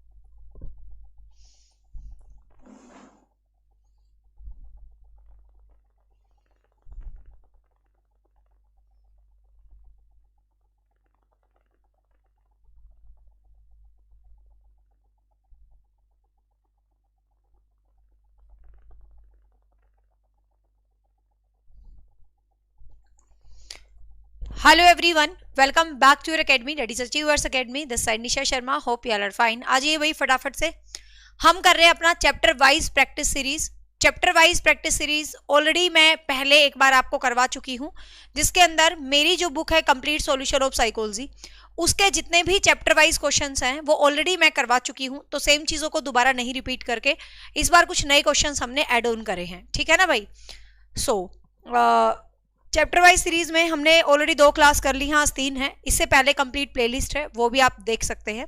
चलो, आज के जो क्वेश्चन है वो उन चैप्टर्स के लिए गए हैं जो चैप्टर अपने सिलेबस में गिवन है, लेकिन बच्चे उनको पढ़ते नहीं है और लगता है कि इनकी प्रैक्टिस हुई नहीं है, ठीक है। तो उनमें प्रैक्टिस करने लायक कुछ होता नहीं, जैसे जेंडर बायस है, प्रोग्रेसिव एजुकेशन है, सोशलाइजेशन है, भाषा और लैंग्वेज है। तो ये इनके कुछ लिमिटेड से ही क्वेश्चंस होते हैं, तो आज मैं उन्हीं की प्रैक्टिस आपको करवा रही हूँ, ठीक है। रात 9 वाली क्लास बिल्कुल होती है, क्लास का शेड्यूल बिल्कुल फिक्स है, जो मेरा चेंज नहीं हुआ है। मंडे टू फ्राइडे रात 9 बजे क्लास लेती हूँ और मंडे टू फ्राइडे ही सुबह 11:30 या 12 बजे मैं क्लास लेती हूँ। लगभग 12 बजे मैं आपकी क्लास लेती हूँ, ठीक है। आज थोड़ा लेट हुआ, मैंने मैसेज ऑलरेडी डाल दिया था। क्लास में डेली लेती हूँ, टाइम थोड़ा इधर उधर हो सकता है, वो बात अलग है। सुबह वाला, शाम वाला तो फिक्स है। चलो, सुबह वाला भी नियर अबाउट 12 बजे का ही है। फर्स्ट है, क्या बच्चे इसलिए भाषा अर्जित करते हैं? तो इसमें कुछ भाषा अर्जन, भाषा कुछ बहुत सारे अलग अलग डिफरेंट पॉइंट्स हैं, ठीक है। फर्स्ट क्वेश्चन है, क्या बच्चे इसलिए भाषा अर्जित करते हैं क्योंकि उनमें आनुवांशिक रूप से ऐसा करने की पूर्व प्रवृत्ति होती है? मतलब बच्चे भाषा इसलिए अर्जन करते हैं क्योंकि उसमें भाषा अर्जन करने के लिए कुछ आनुवांशिक रूप से, मतलब कुछ अलग अलग प्रवृत्तियां होती हैं। उनके माता पिता प्रारंभिक अवस्था से उन्हें गहन रूप से सिखाते हैं। भाई, उनके माता पिता उनको प्रारंभिक अवस्था से गहन रूप से कुछ अलग सिखाते हैं। यह प्रश्न आवश्यक रूप से दर्शाता है। तो यह प्रश्न आपका क्या दिखाता है, मतलब इस स्टेटमेंट में क्या है? मतलब ये कह रहा है कि भाई बच्चे जो हैं इसलिए भाषा अर्जित करते हैं क्योंकि उनमें आनुवांशिक रूप से ऐसा करने की पूर्व प्रवृत्ति होती है, क्योंकि पहले से ही उनके अंदर कुछ ऐसा होता है कि वो भाषा को हेरिडेटिकल फॉर्म में भाषा को अर्जन कर लेते हैं। उनके माता पिता प्रारंभिक अवस्था से उन्हें गहन रूप से भाषा को सिखाते रहते हैं, तो वो आराम से भाषा को सीख जाते हैं, ठीक है। तो आपको बताना है कि ये स्टेटमेंट किस चीज पर निर्धारित है। बहुकारक योग्यता के रूप में विकास करने पर, कि भाई मल्टी योग्यताएं बच्चों में होती है इसलिए बच्चों का विकास होता है। क्या विकास एक सतत प्रक्रिया है? विकास सतत प्रक्रिया है, इस बात पर आधारित होती है। प्रकृति और पोषण पर बहस, कि आप प्रकृति मतलब आपका हेरिडिटी और एनवायरनमेंट क्या करता है, इस डिबेट पर आधारित है। या भाषा के विकास पर संज्ञान का प्रभाव, या भाषा का जो विकास होता है उसके ऊपर आपका जो संज्ञान होता है, आपकी जो थॉट होती है, आपकी जो प्रोसेस होती है, आपकी जो थिंकिंग होती है, वो क्या करती है भाई, अफेक्ट डालती है। अब क्वेश्चन को ध्यान से समझिएगा। ये क्वेश्चन क्या बोल रहा है कि भाई भाषा पर, ध्यान से देखिए, संज्ञान का प्रभाव होता, लेकिन भाषा पर संज्ञान का प्रभाव कब होता? जब ये होता कि बच्चा भाषा अपने तरीके से सीख रहा है तो भाषा पर संज्ञान का प्रभाव होता। लेकिन इस स्टेटमेंट के अंदर वो क्लियर क्या बोल रहा है कि भाषा हेरिडिटी से आती है, साथ में माता पिता वो वातावरण तैयार कर देते हैं। तो हेरिडिटी और वातावरण से मिलकर भाषा आती है। तो फिर ये किस पर आधारित हो गया भाई? ये प्रकृति और पोषण की डिबेट पर आधारित हो गया। यहाँ पर आपको पता है प्रकृति और पोषण, ये आपका नेचर और नर्चर की जो डिबेट है वो कौन सी है, कि नेचर क्या है, हेरिडिटिकल चीजें होती है, नर्चर क्या है, एनवायरनमेंट से आती है। तो वैसे क्वेश्चन में यदि ये अनुवांशिकता और ये सब यूज नहीं करता तो आपका आंसर डी होता, ठीक है। तो आपका आंसर डी होता, लेकिन स्टेटमेंट के अंदर इसने अनुवांशिकता को यूज किया है कि अनुवांशिकता पर संज्ञान का प्रभाव पड़ जाता है, तो इसीलिए हम आंसर क्या करेंगे, सी करेंगे, ठीक है भाई। हाँ, वॉइस आ रही है, बिल्कुल प्रॉपर आ रही है, बढ़िया वाली आ रही है, तो आंसर रहेगा सी। यदि अनुवांशिकता का नहीं होता एक भी मीनिंग स्टेटमेंट के अंदर तो आंसर डी होता, ध्यान रखेंगे। नेक्स्ट है, जन्मजात व्यक्तिगत गुणों का योगफल होता है। तो जन्मजात व्यक्तिगत गुणों का योगफल होता है निरंतरता, समानता, वंशानुक्रम, युत्सा। तो हेरिडिटी जो है जन्मजात व्यक्तिगत गुण होते हैं, जन्म से जो आपके अंदर मतलब गुण होते हैं वो हेरिडिटी का फैक्टर होते हैं। मतलब कहते हैं ना, जन्म के साथ ही आप गुणों को पैदा होते हो तो वो हेरिडिटिकल होते हैं, बाद में एनवायरमेंटल आपको चीजें मिलती हैं। तो आंसर क्या रहेगा भाई, सी रहेगा। नेक्स्ट है, डैश के अनुसार बालक का विकास आनुवंशिकता और वातावरण का गुणनफल होता है। कौन कहता है कि जो बच्चे का विकास होता है हेरिडिटी और एनवायरनमेंट का गुणनफल होता है? मतलब जो बच्चा होता है आपको पता वो हेरिडिटी से भी मिलता है और एनवायरनमेंट से भी मिलता है। तो किसका मानना है कि बच्चा हेरिडिटी और एनवायरनमेंट का गुणनफल होता है? तो किसका मानना है भाई? ये फैक्चुअल क्वेश्चन है, इसको याद करना। ये स्टेटमेंट वुडवर्थ ने दी थी कि हेरिडिटी और एनवायरनमेंट का गुणनफल होता है। तो ये स्टेटमेंट है, एज इट इज आपको याद करनी है। आंसर रहेगा ए। नेक्स्ट है, किसी व्यक्ति को आकार देने में वातावरण के घटकों की कोई भूमिका नहीं होती। ये कहता है भाई किसी व्यक्ति को कोई शेप देनी है, आकार देना है, किसी व्यक्ति को कुछ सिखाना है, तो ये बोल रहा है भाई किसी व्यक्ति को आकार देने में वातावरण के घटकों की कोई भूमिका नहीं होती। भाई एनवायरनमेंट के किसी भी फैक्टर की कोई भूमिका नहीं होती है, क्योंकि प्रत्येक व्यक्ति की वृद्धि उसकी आनुवंशिक संरचना से निर्धारित होती है। मीन्स ये क्या कहना चाहता है भाई, किसी व्यक्ति को आकार देने में वातावरण के घटकों की कोई भूमिका नहीं होती। भाई मतलब एनवायरनमेंट कोई मायने नहीं रखता किसी व्यक्ति को कुछ शेप देने में, क्योंकि प्रत्येक व्यक्ति की वृद्धि आनुवंशिकता से निर्धारित होती है। मीन्स ये स्टेटमेंट क्या कहती है कि वृद्धि से ही होता है, जो कुछ होता है आपके एनवायरनमेंट से कुछ नहीं होता है। तो नीचे 4 स्टेटमेंट दे रखी है, तो बता रहा है कि ये कथन क्या दिखाता है। ठीक है, क्योंकि वातावरण के घटक किसी व्यक्ति की वृद्धि और विकास को कम योगदान देते हैं। कहता भाई ठीक है, गलत है, क्योंकि आपको पता वातावरण के घटक कम योगदान नहीं देते, अच्छा योगदान देते हैं। तो ये स्टेटमेंट गलत है। अगला है, ठीक है, क्योंकि बहुत से शोध ये सिद्ध कर चुके हैं कि हेरिडिटी के ही से ही विकास बनता है। तो ये स्टेटमेंट भी बिल्कुल गलत है। ठीक नहीं है, क्योंकि बहुत से शोध ये सिद्ध कर चुके हैं कि विकास में वातावरण का भी बहुत बड़ा प्रभाव होता है। तो ये स्टेटमेंट बिल्कुल ठीक है कि ऊपर वाली बात ठीक नहीं है भाई कि एनवायरनमेंट से कोई लेना देना नहीं है, सिर्फ हेरिडिटी से लेना है। तो ये क्लियर बोल रहे हैं कि भाई आपको हेरिडिटी एनवायरनमेंट सबसे लेना देना है। तो आंसर यहाँ पर रहने वाला है आपका सी। ठीक, आंसर क्या रहेगा भाई? सी रहने वाला है। नेक्स्ट है, निम्नलिखित में से कौन सा मुख्य रूप से आनुवंशिकता संबंधी फैक्टर है? हेरिडिटिकल फैक्टर कौन सा है वो आपको बताना है। समकक्ष व्यक्तियों को समूह में अभिवृत्ति, मतलब आप अपने समकक्ष मतलब सम कक्षा वाले, सम एज वाले बच्चों के साथ आपने कोई ग्रुप बना रखा है। चिंतन पैटर्न, कोई थिंकिंग पैटर्न आप कर रहे हो। आंखों का रंग, सामाजिक गतिविधियां। तो आपको पता है वृद्धि के अंदर कौन से आते हैं? जो आपकी फिजिकल स्ट्रक्चर की चीजें होती है, जैसे आपकी आंखों का रंग, त्वचा का, ये सब कुछ के अंदर आता है भाई, ये आपके सी के अंदर आता है। ठीक है, तो आंसर रहेगा यहां पर सी। नेक्स्ट है, मैंने कहा इसमें वो मिक्स मैच क्वेश्चन है जो हम बेसिकली प्रैक्टिस नहीं करते हैं, जैसे जेंडर बायस, भाषा, ग्रोथ और समाजीकरण, मतलब और जो अपने सिलेबस में गिवन है। तो इनका एक आधा क्वेश्चन आता है पेपर में, ठीक है ना। तो इन्हीं क्वेश्चंस में से ही काम चल जाएगा, मतलब आपका कॉन्सेप्ट बन जाएगा समझ का। बच्चों में समाजीकरण में विद्यालय, बच्चों का जो सोशलाइजेशन होता है, बच्चों का जो समाजीकरण होता है, तो उसमें विद्यालय किस प्रकार का रोल प्ले करेगा? तो विद्यालय कैसा रोल प्ले करेगा भाई? प्राथमिक कारण, द्वितीय कारक, कोई भूमिका नहीं निभाएगा, बहुत कम भूमिका निभाएगा। तो आपको पता है बच्चों के समाजीकरण में जो स्कूल होता है वो कैसा फैक्टर अदा करता है भाई? स्कूल सेकेंडरी फैक्टर है। से स्कूल, से सेकेंडरी, सिंपल से याद करना, ठीक है। एस से स्कूल, एस से सेकेंडरी। तो स्कूल जो है द्वितीय कारक के अंदर आता है। प्राथमिक कारक वो होते हैं जैसे आपका घर परिवार होता है, वो प्राथमिक फैक्टर के अंदर आता है। नेक्स्ट है, स्कूल बच्चों के समाजीकरण की एक ऐसी संस्था है जहां पर, मतलब जो स्कूल है वो समाजीकरण की एक ऐसी संस्था है जहां पर क्या होता है, पेपर सीटेट का जो प्रैक्टिस करेंगे वो शाम को करेंगे 9 बजे वाली क्लास में। सुबह वाली जो क्लास है वो तो अपनी टॉपिक वाइज चल रही है। फिलहाल जितने भी आपके सिलेबस में टॉपिक हैं लगातार 10-12 दिन यही करवाऊंगी, पेपर की डेट आ जाएगी तब तक, ठीक है। तो सुबह वाली सीरीज तो टॉपिक वाइज वाली ही चलेगी, और जो रैंडम क्लासेस हैं अपनी प्रैक्टिस की, जिसमें कभी पेडागोजी कर लेते हैं, कभी अदर स्टेट के पेपर कर लेते हैं, वो रात 9 बजे होती है। तो आज रात 9 बजे सीटेट का पेपर सोल्व करेंगे 4 ऑप्शंस के साथ डिटेलिंग में। हमारा मकसद है उससे जुड़े हुए सारी चीजें सीखने और समझने का। तो स्कूल बच्चों के समाजीकरण की एक ऐसी संस्था है जहां पर प्रमुख स्थान स्कूल की गतिविधियों का होता है, प्रमुख स्थान स्कूल के शिक्षकों का होता है, प्रमुख स्थान स्कूली बच्चों का होता है, या प्रमुख स्थान स्कूल की दिनचर्या का होता है। तो आपको पता भाई स्कूल सोशलाइजेशन की वो एजेंसी है जहां पर बच्चा सेंटर्ड है, ठीक है। तो प्रमुख स्थान क्या होगा भाई? स्कूली बच्चों का होगा। तो आंसर क्या रहेगा भाई? सी रहेगा, ठीक है। आंसर क्या रहेगा? सी रहेगा। नेक्स्ट है, विद्यालय और समाजीकरण के बारे में निम्नलिखित में से क्या सत्य है? ये पूछ रहा है भाई स्कूल और सोशलाइजेशन के लिए क्या स्टेटमेंट है जो सही है। देखते हैं।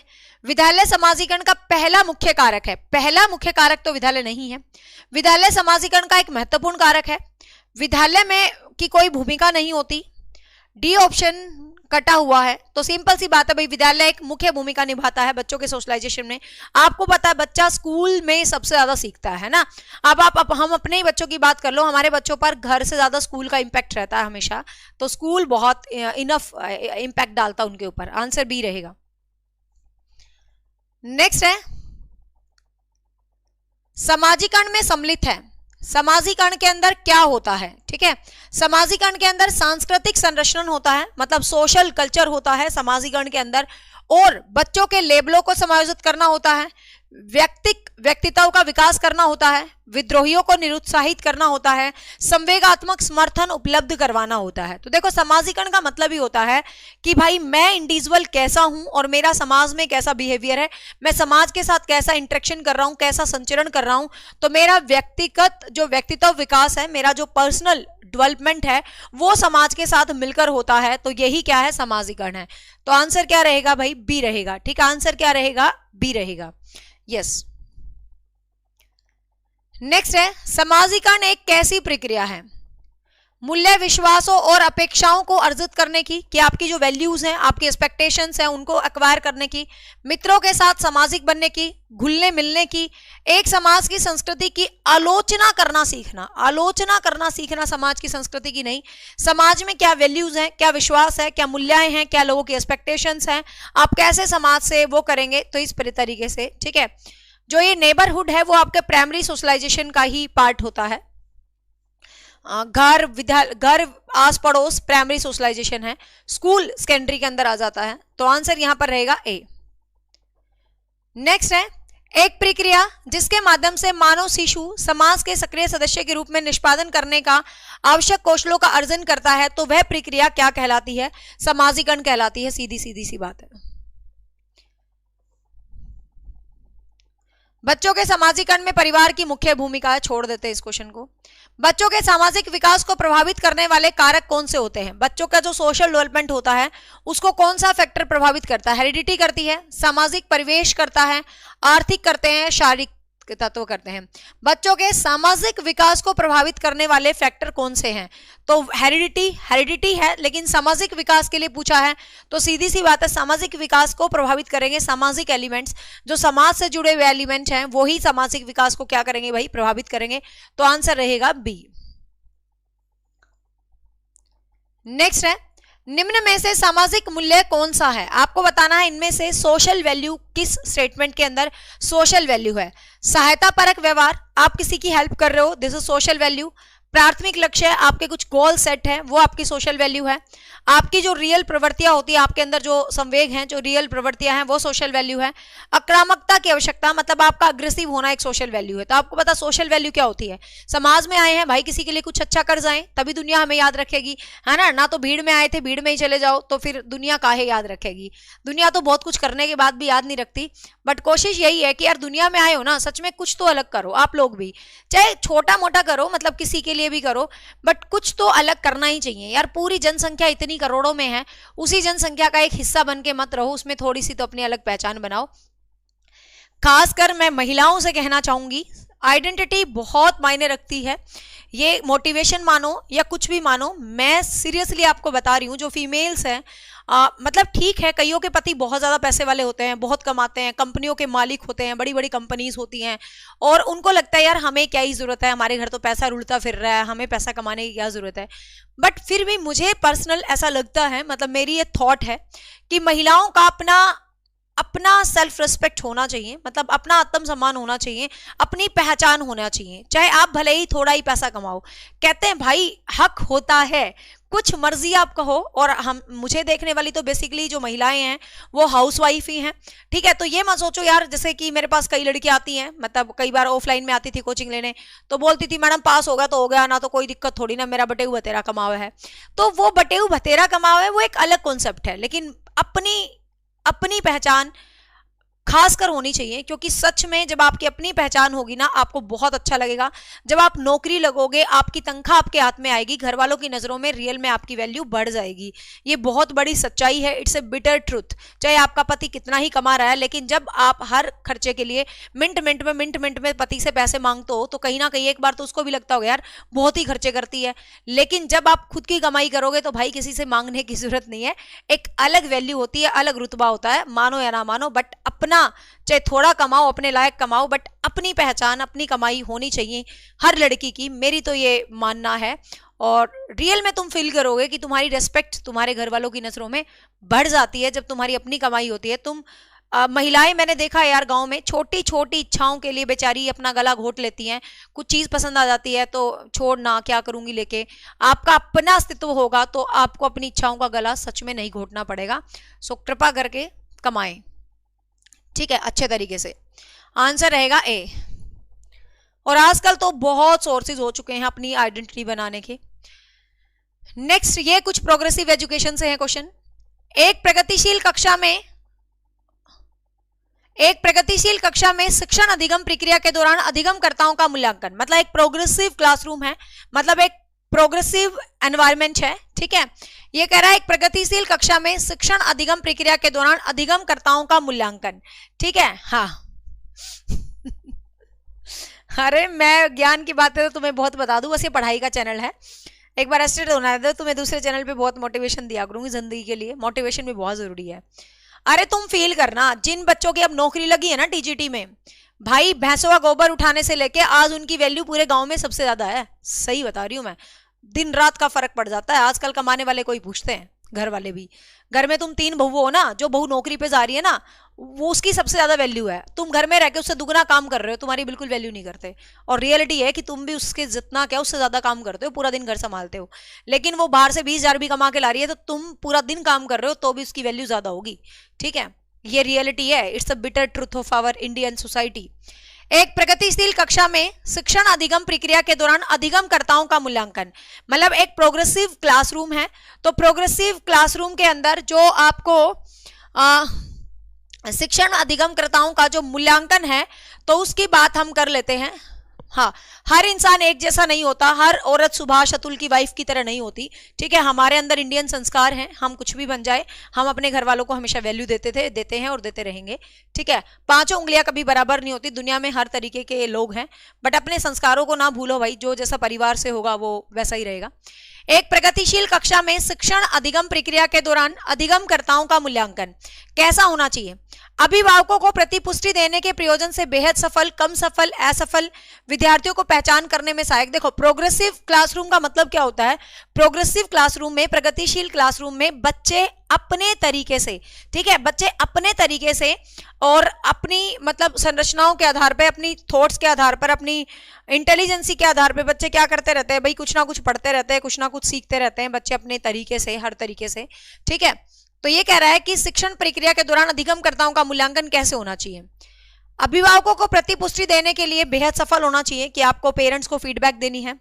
बेहद महत्वपूर्ण है क्योंकि बच्चों की समझ की जानकारी देता है और अध्यापिका को अपने शिक्षण शास्त्र को विचार करने में सहायक होता है। बच्चों के अधिगम में सहायक नहीं होता, तो ये तो आप नहीं कह सकते। बच्चों के अधिगम प्रक्रिया में रुकावट है, ये भी नहीं हो सकता। ये कह रहा है एक प्रगतिशील कक्षा में शिक्षण अधिगम प्रक्रिया, भाई लर्निंग जो प्रोसेस होती है उसके दौरान अधिगमकर्ताओं का मूल्यांकन कैसे होना चाहिए, ठीक है ना। अभिभावकों को फीडबैक देने के प्रयोजन से, भाई मेरा मकसद है पेरेंट्स को फीडबैक देना, ऐसा कुछ नहीं है। बेहद महत्वपूर्ण होता है क्योंकि वह बच्चों की समझ की जानकारी देता है और आपके अपने टीचिंग एड्स के बारे में, आपका क्या टीचिंग का लेवल है उसको सिखाता है। तो आंसर रहेगा बी। यस, आंसर रहेगा बी।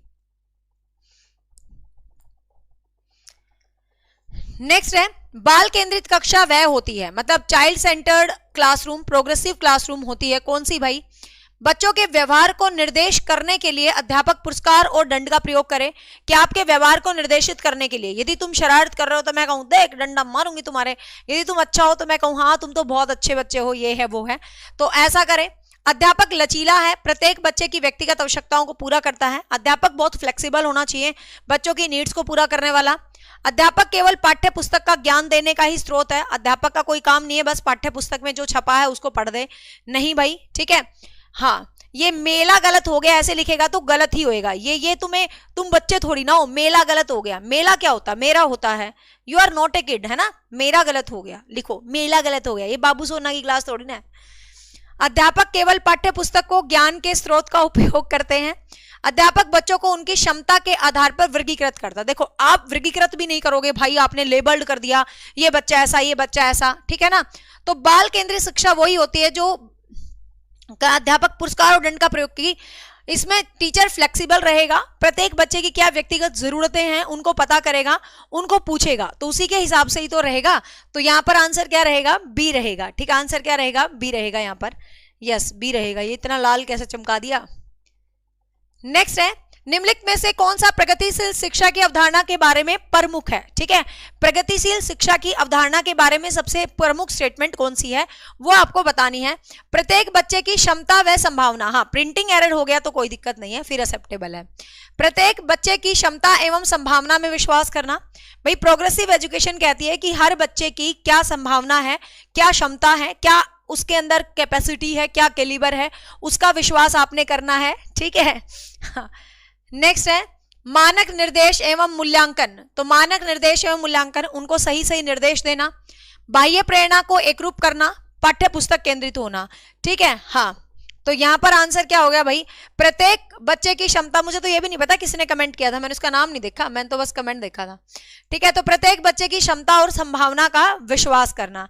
तो मतलब आंसर क्या हो गया भाई? ए। तो ये क्या है भाई? प्रगतिशील शिक्षा है। ठीक है। हाँ सोना, उनकी सीडीपी आज शाम को सोल्व करेंगे। किसी के पास बहुत क्लियर पीडीएफ हो तो मुझे शेयर कर देना।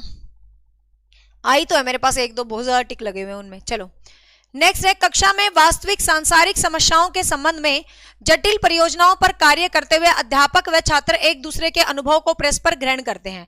ये कहता है भाई कक्षा में वास्तविक सांसारिक समस्याओं से संबंध, भाई क्लासरूम है, ठीक है, उसमें वास्तविक सांसारिक समस्याएं हैं, मतलब समाज से संबंधित समस्याएं हैं, उन पर कार्य करते हुए अध्यापक और छात्र एक दूसरे पर परस्पर बात ग्रहण कर रहे हैं, तो वो क्या करेंगे? ठीक है, एक दूसरे पर ग्रहण कर रहे हैं तो वो क्या ग्रहण करेंगे? ठीक है, रचनात्मकता, पारस्परिक, अध्यापक केंद्रित, सामाजिक रचनावाद। तो यहां पर क्लियर है, देखो वैसे तो रचनात्मकता भी हो जाता, बट यहां पर लिख रहा है कि वो क्लियर लिख रहा है कि सांसारिक समस्याओं से।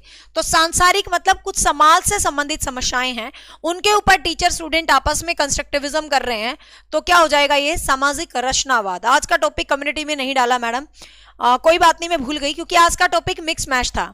आपके एसेट के सिलेबस में ये टॉपिक लिखे हुए हैं, और ये एक ऐसे टॉपिक्स हैं जिनसे कोई यूनिक क्वेश्चन नहीं बनते हैं, बस एक बार क्लैरिटी होनी चाहिए माइंड में।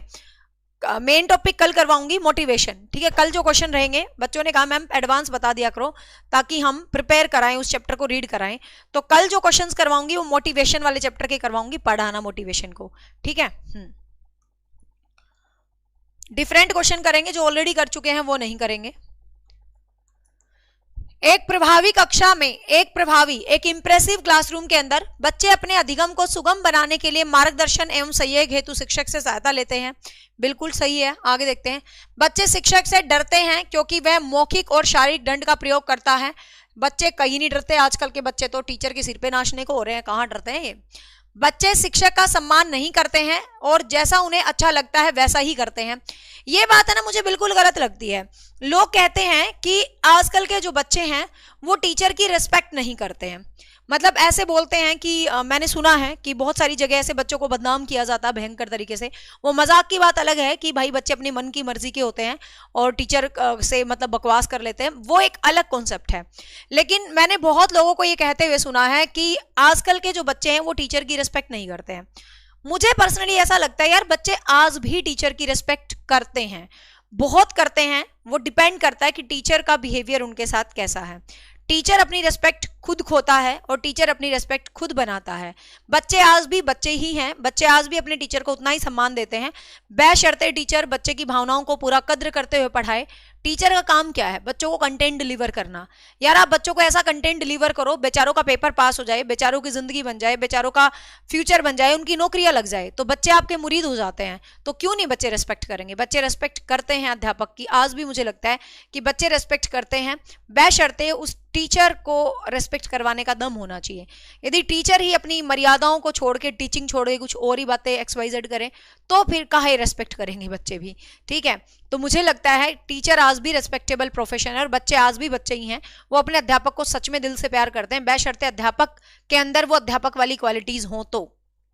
ठीक है, ये नहीं कि बहुत ज्यादा अध्यापक होने के साथ साथ एक्स्ट्रा भी हो। ठीक है, जब पढ़ा रहे हैं तो उस टाइम पढ़ा रहे हैं, बस। पढ़ाने के अलावा अपनी जिंदगी भी होती है भाई। अध्यापक कोई एक यांत्रिक मशीन नहीं है, उसकी भी फीलिंग्स होती हैं, लेकिन जिस टाइम पढ़ा रहे हैं तो मतलब उस टाइम पढ़ा रहे हैं, बस मेरा ये मानना है।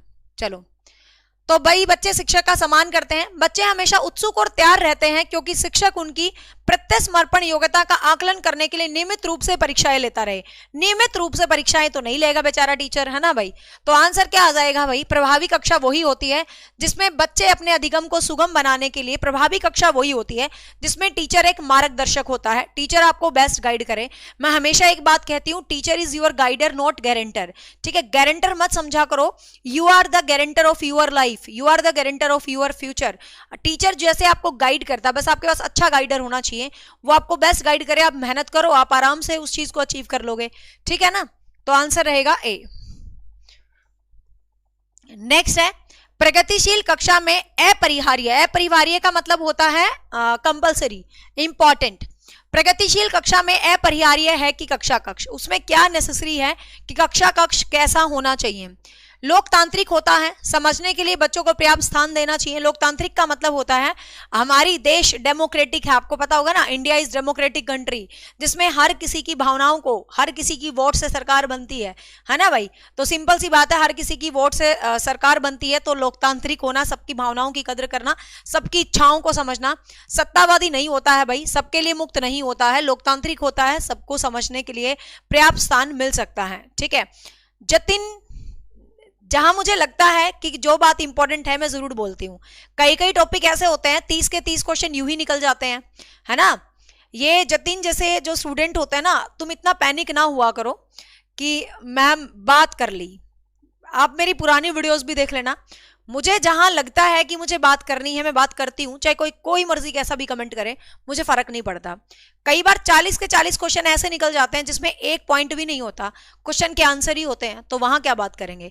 अब क्वेश्चन ऐसा है, उसकी लैंग्वेज ऐसी है, तो टीचर डमी थोड़ी ना होता है, मैं कोई कंप्यूटर थोड़ी ना हूं कि मेरे में कैसेट भर दी और चल गई और मैंने उसको चला दी, है ना।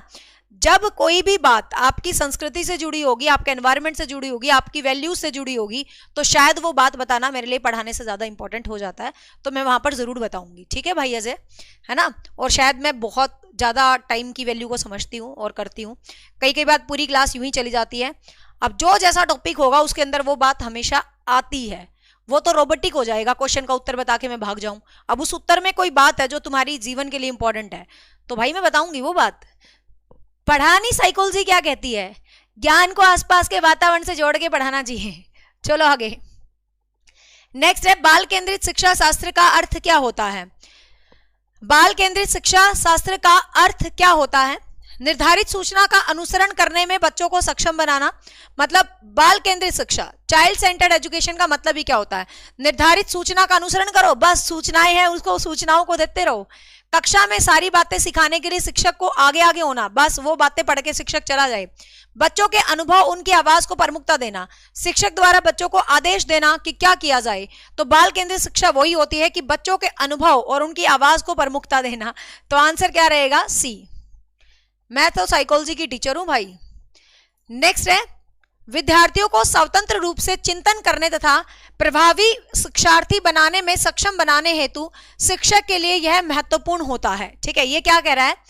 शिक्षार्थियों को स्वतंत्र रूप से चिंतन करने, मतलब बच्चा स्वतंत्र रूप से चिंतन करे और प्रभावी शिक्षार्थी बनने में सक्षम बनाने हेतु शिक्षक के लिए महत्वपूर्ण होता है। मतलब ये क्या कह रहा है भाई? विद्यार्थियों को स्वतंत्र रूप से चिंतन करने, प्रभावी शिक्षार्थी बनाने के लिए क्या जरूरी है, ठीक है, मतलब कौन सी स्टेटमेंट जरूरी है जो आपको स्वतंत्र चिंतन बनाएगी, शिक्षार्थी बनाएगी, क्या जरूरी है। छोटी छोटी इकाइयों या खंडों में जानकारी प्राप्त करना, मतलब उनको छोटे छोटे खंड, छोटी छोटी इकाई के अंदर कुछ ना कुछ जानकारी प्राप्त करना, ठीक है। एक संगठित तरीके से जानकारी को प्रस्तुत करना ताकि पुनः स्मरण करने में समल हो जाए, एक ऑर्गेनाइज तरीके से पूरी जानकारी आपको दे दें, ठीक है। आगे देखते हैं ऑप्शन। विद्यार्थियों को सिखाना कि किस प्रकार के अधिगम का अनुवीक्षण करें, मतलब विद्यार्थियों को सिखाना कि किस प्रकार का अधिगम उनके लिए इंपॉर्टेंट है। शिक्षार्थियों के द्वारा प्राप्त की गई प्रत्येक सफलता के लिए उन्हें पुरस्कार देना, नहीं।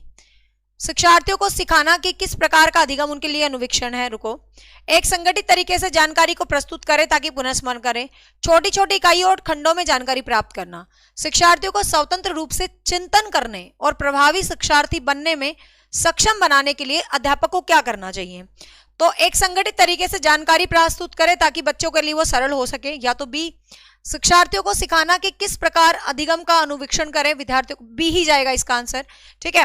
एक ऑर्गेनाइज तरीके से, संगठित तरीके से आप जानकारी दो और इस तरीके से जानकारी दो कि बच्चा उस जानकारी को पुनः स्मरण कर सकते, दोबारा से रिवाइज कर सके, ठीक है।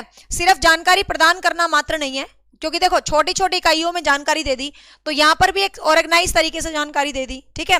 और यहां पर जानकारी देने के साथ साथ भी ताकि भाई उसको बच्चा रिवाइज कर सके, क्योंकि बच्चे को भी तो प्रभावशाली बनाना है, तो वो उस चीज को रिवाइज भी करेगा।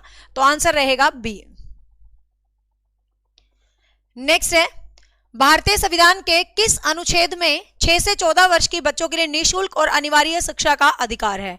तो सबको पता है 1986 अनुच्छेद 21 है, ठीक है। अनुच्छेद 21 में फ्री एंड कंपलसरी एजुकेशन का क्या है भाई, प्रोविजन है।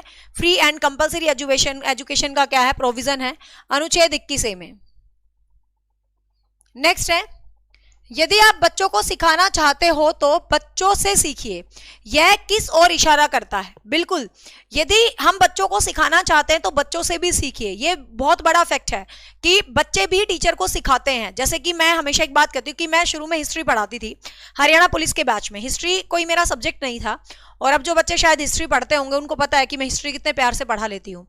तो मेरे को कहीं ना कहीं लगता है कि मुझे हिस्ट्री सिखाने में बच्चों का बड़ा योगदान है, तो बच्चों से हमें बहुत कुछ सीखने को मिलता है। सबसे पहले मैं हरियाणा पुलिस के बैच में हिस्ट्री पढ़ाने लगी थी, मेरा सब्जेक्ट नहीं था, बस किसी एकेडमी में ज्यादा ही रिक्वायरमेंट थी, तो उन्होंने कहा मैडम आप पढ़ा दो। मैंने कहा भाई मेरा सब्जेक्ट ही नहीं है, जबरदस्ती क्यों पढ़वा रहे हो। तो मैम ने कहा मैडम हमें पता है यू कैन मैनेज एवरीथिंग, आप मैनेज कर सकते हो। तो मैंने इतिहास पढ़ाना शुरू करा हरियाणा पुलिस के बैचों में, बच्चे रोज रोज नए क्वेश्चन लेके आते थे, हरियाणा पुलिस वाले रोज रोज नए क्वेश्चन।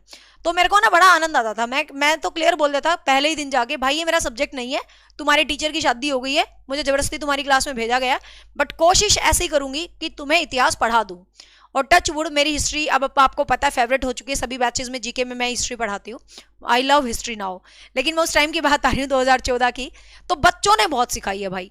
फिर मैं उनसे कह देती थी, मैंने कहा तुम्हें टॉपिक पूरा बेस्ट पढ़ा के जाऊंगी, लेकिन फिर भी तुम्हारे पास इस टॉपिक का नया ज्ञान है तो तुम लास्ट में कृपा करके प्रस्तुत जरूर करा करो। तो ये है अपनी बाल केंद्रित कक्षा, ठीक है ना। तो भाई बच्चे बड़े क्वेश्चन लाते थे नए नए, और बड़ा मजा आता था फिर उन नए नए क्वेश्चंस को ऐड करने में, ठीक है। और कहीं ना कहीं मुझे लगता है यार बच्चों ने मेरा हिस्ट्री सब्जेक्ट है ना बहुत बढ़िया बनवा दिया, हरियाणा पुलिस और एसएससी वाले बच्चों ने। और फिर धीरे धीरे मुझे हिस्ट्री से प्यार हो गया, और फिर तो भाई जब एक सब्जेक्ट से प्यार हो जाता है ना, फिर तो मैं ही उसको खूब पढ़ डालती हूँ, फिर अलग बात हो जाती है, ठीक है। तो ये बाल केंद्रित शिक्षा था भाई, तो आंसर रहेगा बी, ठीक है। नेक्स्ट देखिएगा, अध्यापकों को कक्षा में बहुभाषिकता को समझना चाहिए। अध्यापकों को कक्षा में, ये कहां का मियां खलीफा डॉन आ गया भाई, तू गलत एड्रेस पे आ गया, पढ़ने नहीं आया तू, है ना।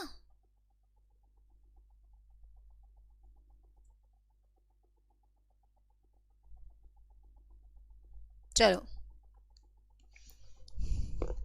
नेक्स्ट है, अध्यापकों को कक्षा में बहुभाषीयता को समझना चाहिए, मतलब मल्टी लैंग्वेज है आपकी क्लासरूम में, ठीक है, बहुत सारा मल्टीलिंग्विज्म है आपकी क्लासरूम में, तो आपको कैसे समझना चाहिए उस बहुभाषिकता को। तो मैं हमेशा कहती हूं जो बहुभाषिकता है उसको आप एक सोर्स के रूप में लोगे, उसको आप किस रूप में लेंगे भाई, एक संसाधन के रूप में लेंगे, ठीक है ना। तो एक समस्या, एक व्यवस्थागत मुद्दा, एक गुण और एक साधन। तो आप बहुभाषिकता को क्या समझेंगे, ये एक गुण है और ये एक साधन है, ठीक है। ये सारे पेडागोजिकल क्वेश्चंस थे जो चैप्टर से हटके आते हैं पेपर में। मतलब मेनली एस्टेट की मैं बात करूं तो एस्टेट में सारे टॉपिक्स चैप्टर में से ही आते हैं, एक दो क्वेश्चन आपको इस तरीके के मिल जाएंगे तो उनके लिए ये बहुत है। नेक्स्ट देखिएगा, किसी भाषा के स्वीकृत ध्वनि संयोजनों को उसके नियमों के अंतर्गत बताया जाता है। मतलब कोई भी भाषा है, ठीक है, उसको उसके भाषा के नियमों में बताया जाता है, भाषा की नियमों में पिरोकर बताया जाता है, तो उसको हम क्या बोलते हैं, उसको वाक्यात्मक बोलते हैं। वाक्यात्मकता तो क्या होती है, वाक्यात्मकता होती है वाक्य, मतलब आपका जो वाक्य होता है वो क्या होती है भाई, वाक्यात्मकता होती है, ठीक है।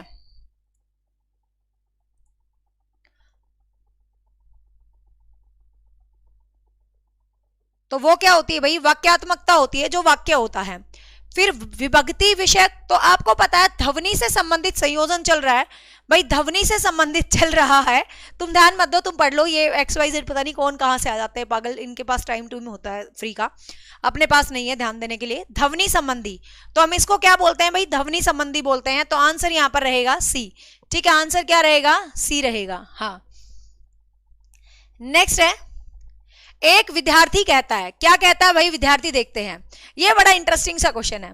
एक विद्यार्थी कहता है, मतलब स्कूल में एक विद्यार्थी का दूसरे का दादा आ गया, एक विद्यार्थी कहता है उसका दादा आया, ठीक है, वो आ गया होगा स्कूल में किसी का दादा, तो एक स्टूडेंट कहता ओए उसका दादा आ गया, ठीक है। तो शिक्षक होने के नाते आपकी क्या प्रतिक्रिया होनी चाहिए, समझ रहे हो। मेरी क्लास में एक बालक आ गया और एक बच्चा कहता उसका दादा आ गया, तो शिक्षक हूं मैं, तो मेरी क्या प्रतिक्रिया होना चाहिए इस स्टेटमेंट के प्रति। तो आपकी क्या प्रतिक्रिया होगी, देखिएगा, दादा आया है की जगह बोले दादाजी आए हैं, ठीक है भाई, दादा आया है की जगह बोले कि दादाजी आए हैं। अगला है, आप अपनी भाषा पर ध्यान दीजिए, आप कहोगे ओए अपनी भाषा पे ध्यान दे। फिर है, अच्छा उसके दादाजी आए हैं। अगला है, बच्चे आप सही वाक्य नहीं बोल रहे हैं। तो बीइंग ए टीचर मैं क्या कहूंगी, देखो हरियाणवी में तो सीधा मैं यूं ही कहूंगी, अकल नहीं है तुझे, कैसे बोल रहा है तू, क्या होता है ये, उसके दादा आए हैं, उसके दादा आए हैं। सच्चाई में तो मैं ऐसे ही बोलूंगी, रियलिटी में तो ऐसे ही बोलूंगी, लेकिन यहाँ पर आपको थोड़ा महान टीचर बनना है, हरियाणवी टीचर नहीं बनना, अरे क्या हुआ उसका दादा आया है। तो यहाँ पर आपको थोड़ा सा अच्छा टीचर बनना है। तो अच्छा टीचर का क्या मकसद होता है, उस बात को करके दिखा दो, ठीक है। अच्छे टीचर का क्या मकसद होता है, उस बात को करके दिखा दो। तो हम क्या कहेंगे, अच्छा उसके दादाजी आए हैं, तो मैं ऐसे बोलूंगी, अच्छा ये पागल फिर आ गया। बट कोई बात नहीं, ऐसे पागलों को हमें बिल्कुल वैल्यू नहीं देनी है, लिखने दे बेचारे को, कोई बात नहीं भाई, हम हैं ही इतने प्यार के लायक।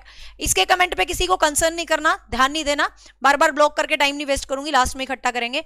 अभी आप अपने क्वेश्चंस पे फोकस करें पूरा, ठीक है। बेचारा प्यार झाड़ रहा है, कोई बात नहीं, हम हैं ही ऐसे।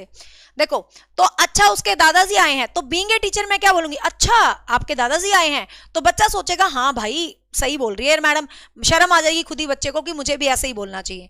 तो आंसर क्या रहेगा भाई, सी रहेगा, ठीक, आंसर क्या रहेगा, सी रहेगा। लेकिन हरियाणवी में सीधा मैं यही बोलूंगी, बट तुम्हें आंसर सी करना है।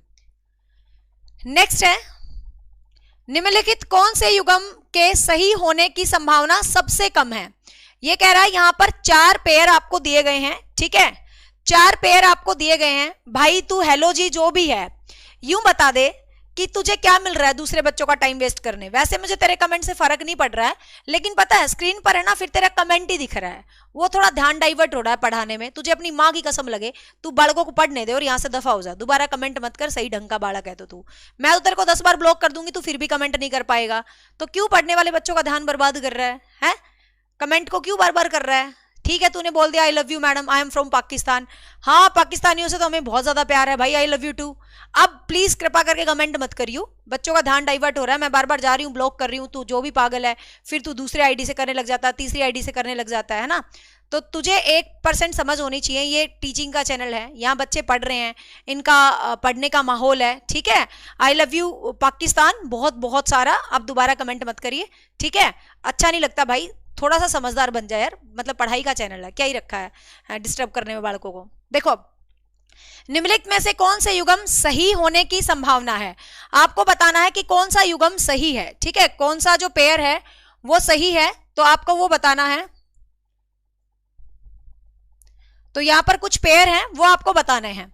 भाषा और विचार दोनों प्रारंभ में भिन्न गतिविधियां हैं। बिल्कुल भाई, भाषा और विचार प्रारंभ में सही होते हैं, बाद में क्या होते हैं, अलग अलग हो जाते हैं। तो ये कौन कहता है भाई, भाषा और विचार प्रारंभ में भिन्न होता है, बाद में जाके एक हो जाते हैं। तो ये कौन है भाई, वाइगोत्स्की है। तो ये कौन है, वाइगोत्स्की है। बिल्कुल ठीक है, ठीक है। भाषा विचार पर आधारित होते हैं, भाषा विचारों पर आधारित होते हैं। बिल्कुल भाई, विचार से ही तो भाषा बनती है। तो ये बात कौन कहता है, प्याजे कहता है। ये बात बिल्कुल ठीक है, ये प्याजे कहता है। भाषा वातावरण में एक उद्दीपक है, भाषा वातावरण में एक स्टिमुलस नहीं है। स्किनर तो कहता है कि भाषा वातावरण से ही आती है, ठीक है। ये कह रहा है सबसे कम युग्म, ये कह रहा है निम्न में से कौन से युग्म के सही होने के सबसे कम चांसेस हैं, ठीक है ना। तो ये युग्म तो बिल्कुल सही है। भाषा विचार पर आधारित है, बिल्कुल ठीक है। प्याजे कहता है ना विचार से ही भाषा बनती है, तो ये भी ठीक है। भाषा वातावरण में एक उद्दीपक होती है। देखो, भाषा वातावरण में उद्दीपक नहीं होती, भाषा मतलब कहते हैं ना एनवायरमेंट से ही क्या आती है भाई, भाषा आती है, ठीक है। एनवायरमेंट से क्या आती है, भाषा आती है। ये बात स्किनर ने बोली थी, बट उसने ये नहीं कहा कि भाषा एक स्टिमुलस है। स्टिमुलस शब्द का प्रयोग किया ही नहीं है स्किनर ने कभी। तो ये ही ऑप्शन गलत होएगा। 4 देख लेते हैं। 4 कहता है बच्चे भाषा के बारे में निश्चित ज्ञान के साथ प्रवेश करते हैं, ठीक है। तो बच्चे भाषा के बारे में निश्चित ज्ञान के साथ प्रवेश करते हैं, तो बिल्कुल भाई। तो ये क्या है, चोम्स्की ने बोला था, ठीक है। ये बात किसने बोली थी भाई, चोम्स्की ने बोली थी, आपको ध्यान रखना है। तो आंसर यहाँ पर सी ही जाएगा, क्योंकि स्टिमुलस की बात स्किनर ने कही ही नहीं, ठीक है ना। तो आंसर रहेगा सी। यस, कम पूछा है ना, तो सबसे कम वैल्यूएबल यही स्टेटमेंट है, बाकी तीनों बिल्कुल सही है। नेक्स्ट देखिएगा, विभिन्न मुद्दों और विमर्शों के लिए कारण प्रस्तुत करते हुए बच्चों को अपनी व्यक्तिगत राय को व्यक्त करने के लिए प्रोत्साहित करने वाले प्रश्न किसकी ओर बढ़ावा देते हैं। ये कहता है भाई डिफरेंट मुद्दे हैं कि विभिन्न मुद्दे हैं। मैंने इसको कई बार ब्लॉक कर दिया, ये फिर हो जाते हैं।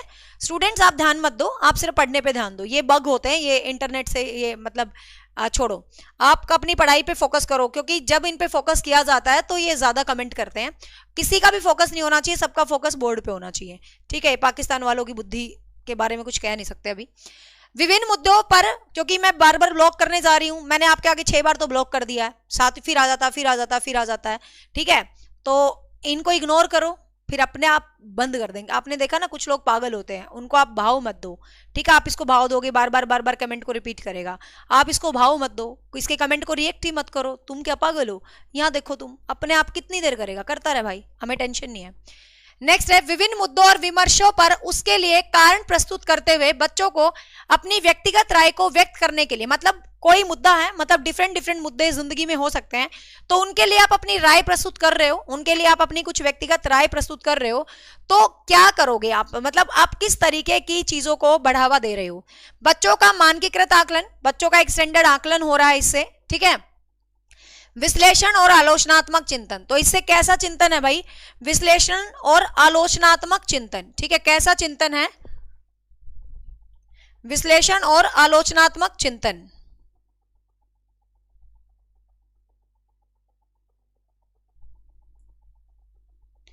ठीक है। तो हम क्या बोलेंगे भाई, विश्लेषण और आलोचनात्मक चिंतन। तो क्या है, आपको ध्यान रखना है, क्योंकि आपको पता किसी भी चीज को जब हम विभिन्न तरीके से विचार विमर्श करते हैं तो उसको हम क्या बोलते हैं, विश्लेषण और आलोचनात्मक चिंतन। तो आंसर क्या रहेगा भाई, बी रहेगा। यस। नेक्स्ट है, किस व्यवहारवादी का मानना है, मतलब कौन सा बिहेवियरिस्ट पर्सन है, कौन सा व्यवहारवादी है जिसका मानना है कि अन्य व्यवहारों की भांति भाषा की क्रिया प्रसूत अधिगम से संबंधित है। मतलब किसने ये बोला है कि भाषा जो है क्रिया प्रसूत अधिगम, ऑपरेंट कंडीशनिंग से संबंधित है, ठीक है। तो ऑपरेंट कंडीशनिंग से संबंधित है भाषा, तो वो किसने कहा था भाई, आपको पता है। तो बात किसने कही थी, स्किनर ने कही थी, ठीक है। तो वो बात किसने कही थी भाई, स्किनर ने कही थी, आपको ध्यान रखना है। नेक्स्ट है, वाइगोत्स्की के अनुसार बच्चे स्वयं से क्यों बोलते हैं, मतलब वाइगोत्स्की आपको पता है ना खुद के स्पीच पर काम करता है, तो वाइगोत्स्की के हिसाब से बच्चे स्वयं से क्यों बोलते हैं देखते हैं। बच्चे अपने प्रति वयस्कों का ध्यान आकर्षित करना चाहते हैं, कि बच्चे सोच रहे हैं यार हम खुद से बोलें तो बड़े लोगों का ध्यान हमारे पास जाएगा, तो ऐसा बिल्कुल नहीं है। बच्चे स्वभाव से बहुत बातूनी होते हैं, क्योंकि बच्चों का काम ही बातें करना होता है, ऐसा नहीं कह रहा भाई बेचारा वाइगोत्स्की। बच्चे अहम केंद्रित होते हैं, ये प्याजे बोलता है, वाइगोस्की नहीं बोलता है। बच्चे अपने कार्य को दिशा निर्देश देते हैं, बच्चे अपने आप को रेगुलेट करते हैं, है ना, उसकी जो प्राइवेट स्पीच है, बच्चे अपने आप को, ओहो भाई आज तो मैंने ऐसे किया, आज तो मैंने ऐसे किया, तो बच्चे अपने आप को क्या करते हैं भाई, रेगुलेट करते हैं, आपको पता है। तो आंसर यहां पर क्या रहेगा भाई, आंसर आपका डी रहने वाला है, ठीक है। वर्षा मैम दे रहे हैं, आप टेलीग्राम पे मैसेज पढ़ो, मैम ने कल भी डाला है, ठीक है। तो आंसर यहां पर क्या रह जाएगा, डी रह जाएगा अकॉर्डिंग टू वाइगोस्की। नेक्स्ट है, कक्षा में सभी लिंगों में जेंडर रूढ़िवादिता कम करने और विकास के विस्तार की संभावनाओं को बढ़ाने के लिए प्रभावशाली पद्धति कौन सी है। मतलब ये कह रहा है,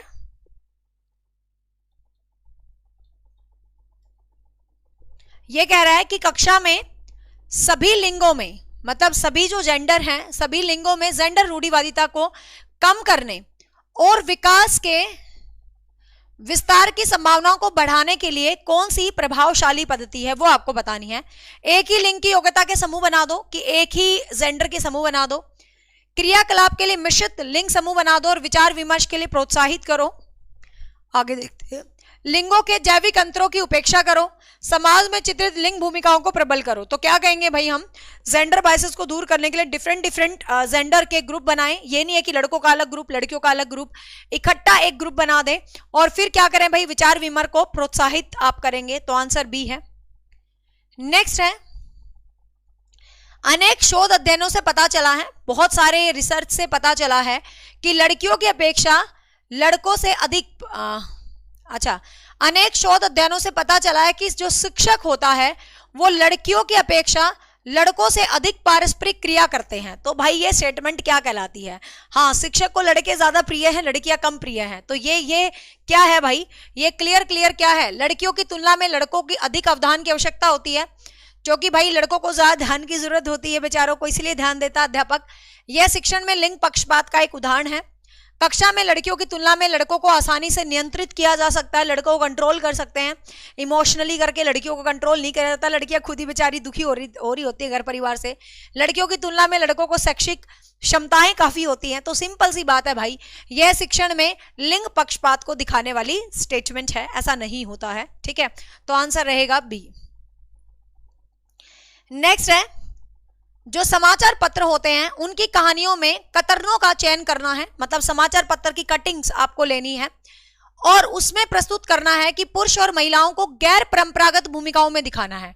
गैर परंपरागत का मतलब समझ रहे हो, परंपरागत का मतलब क्या, महिलाएं सिलाई कर रही हैं, महिलाएं रोटी बना रही हैं, आदमी बैठ के भाई साहब कुर्सी पे ऐसे पैर पे पैर रखे अखबार पढ़ रहा है मजे से, और औरत बेचारी रोटी बना रही है, ठीक है। तो लेकिन यहाँ बोला गैर परंपरागत, मतलब इससे अपोजिट दिखानी है। आय हाय क्या घर का सीन हो यार, सोच के देखो, महिलाएं बैठी कुर्सी पे अखबार पढ़े और आदमी रसोई से रोटी बना के लाए, ऐसा दिन कभी आएगा क्या जिंदगी में। ऐसे गैर परंपरागत कटिंग आपको लगानी है, ठीक है। तो इनमें से एक प्रभावी रणनीति बताओ। मेरा बेटा तो ऐसा है भाई, उसको कुकिंग का बड़ा चस्का पड़ता जा रहा है, वो मेरे साथ बहुत अच्छी कुकिंग कर रहा है। अंश के टाइम में तो ऐसा मुझे लग रहा है, ऐसा होगा कि अंश की बहू तो आराम से बैठेगी और अंश को कुकिंग का पड़ चुका है चस्का, और अंश मेरे साथ किचन में, कल भी उसने टिक्की बनवाई इतनी मस्त, और मुझे लग रहा है ये सीन मेरे घर में 10 से 12 साल बाद रिवाइज करा जाएगा। मेरा अंश रसोई में जरूर कुछ ना कुछ बना के लाया करेगा अपनी बहू के लिए, मुझे कोई ऑब्जेक्शन नहीं होगा भाई, इसके लिए बना, मेरे लिए बना, दोनों बनाओ, कोई मतलब नहीं है, मेरे को तो खाने से मतलब है, कोई बनाए। तो ये सीन मुझे अपने घर में देखने को मिलेगा, लेकिन आज से पता नहीं कितने साल बाद, अभी तो नहीं ठीक है। तो ये अखबार में ऐसा है, तो आपको बताना है कि ये जो कटिंग है ये क्या, किस चीज की रणनीति है, ठीक है, किस चीज की रणनीति है भाई। लैंगिक जेंडर स्थिरता को बढ़ाने के लिए, कि ये जेंडर की स्थिरता को बढ़ावा दे रही है, बढ़ावा नहीं दे रही, गैर परंपरागत है, ठीक है, गैर परंपरागत है, ठीक है।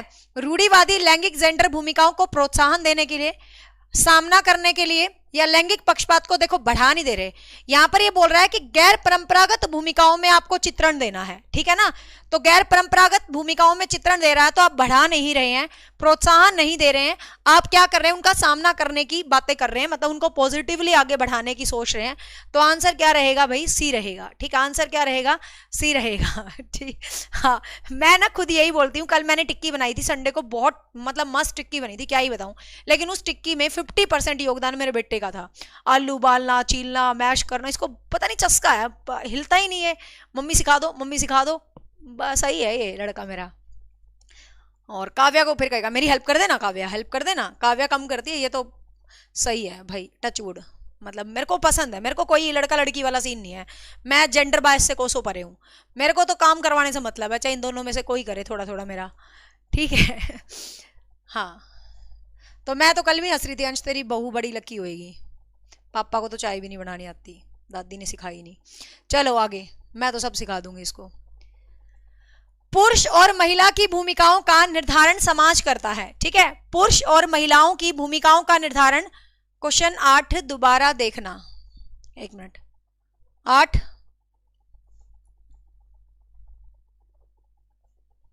कौन सा है, 8 अभी आया कहां है, चलो। पुरुष और महिला की भूमिकाओं का निर्धारण समाज करता है, यह कथन बताता है, पुरुष और महिलाओं की भूमिकाएं समाज निर्धारित करता है, तो यह कथन क्या बताता है?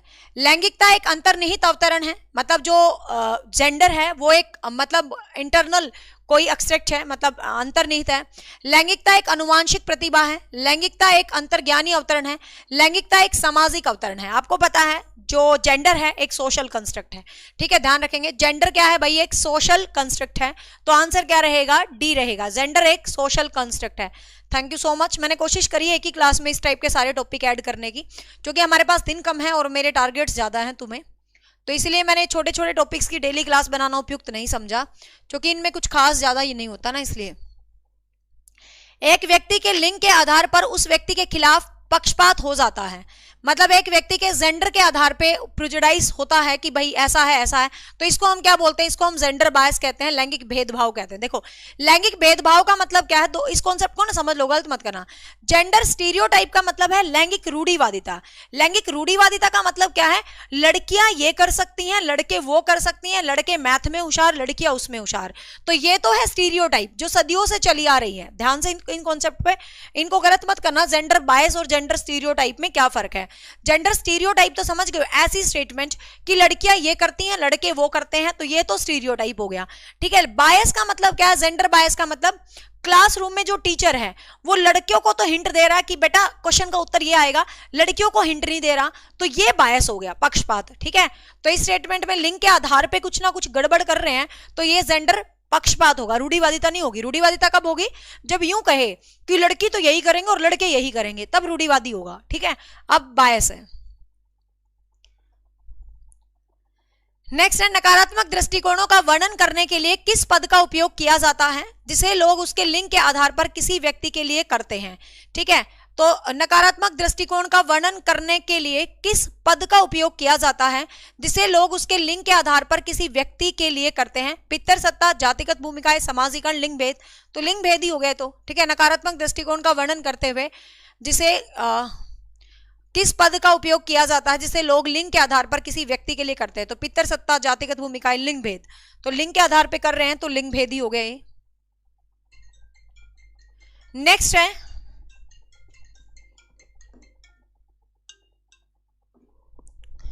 है, लिंग डैश रूप से निर्धारित होता है जबकि सेक्स डैश रूप से निर्धारित होती है। तो लिंग आपको पता है एक सोशल कंस्ट्रक्ट है, ठीक है, जेंडर एक सोशल कंस्ट्रक्ट है, और आपका जो सेक्स है वो एक बायोलॉजिकल कंस्ट्रक्ट है, ठीक है। तो बायोलॉजिकल है, ये जैविक है, पीछे जैविक होना चाहिए, जैविक है। सोशल को आप सामाजिक भी कह सकते हो, सांस्कृतिक भी कह सकते हो, ठीक है। सोशल को आप सामाजिक या सांस्कृतिक भी कह सकते हो, मतलब सोशल को आप क्या कह सकते हो, सामाजिक या सांस्कृतिक भी कह सकते हो, ठीक है ना। तो यहां पर सामाजिक लिखा होता बट सांस्कृतिक लिखा है तो भी कोई बात नहीं है, ठीक है। सेक्स एक बायोलॉजिकल कॉन्सेप्ट है, तो आंसर क्या रहेगा भैया आपका, डी रहेगा। नेक्स्ट है,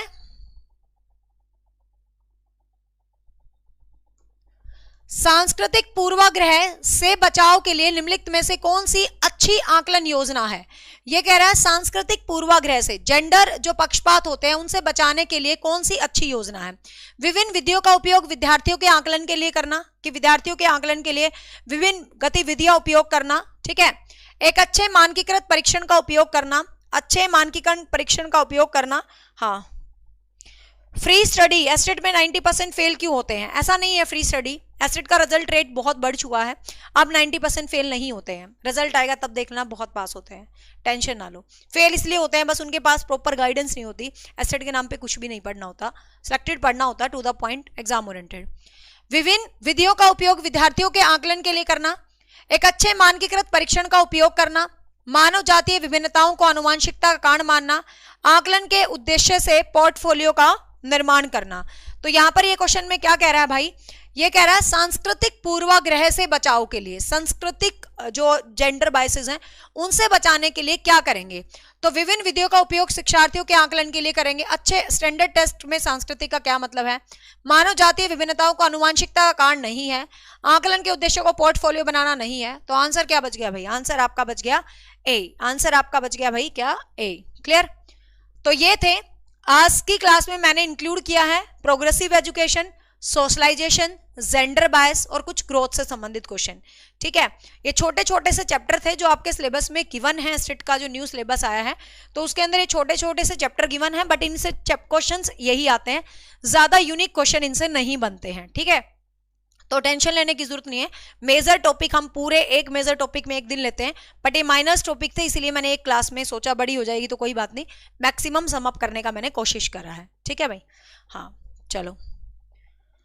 सो क्लास कैसी लगी? थैंक यू सो मच अमन, धन्यवाद। अब लास्ट में किसी का कोई क्वेश्चन है 2 मिनट के लिए पूछ सकते हो। क्लास के बीच में मैं बात नहीं करती हूँ, लेकिन बात से संबंधित बात होती है तो जरूर करती हूँ, क्योंकि वो उस बात को समझाने के लिए होती है। तो ये कौन सा अलंकार हो गया?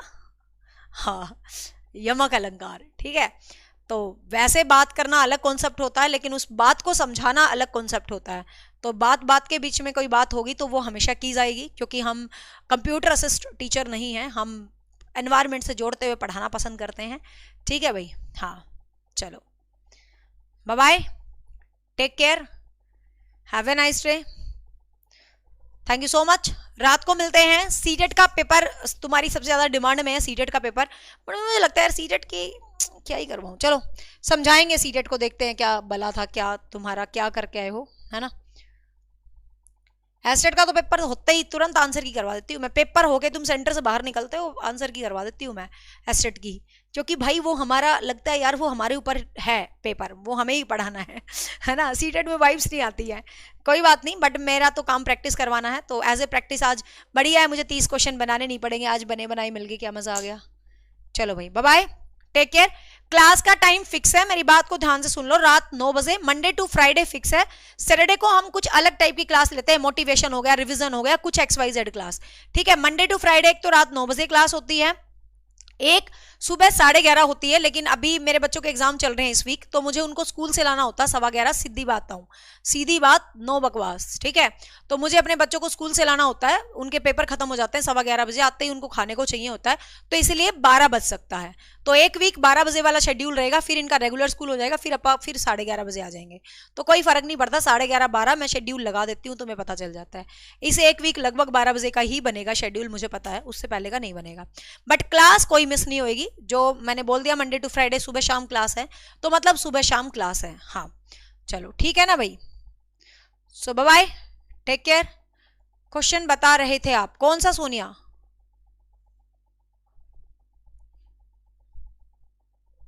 पी एस्टेट क्लियर हो गया, वेरी गुड, शाबाश।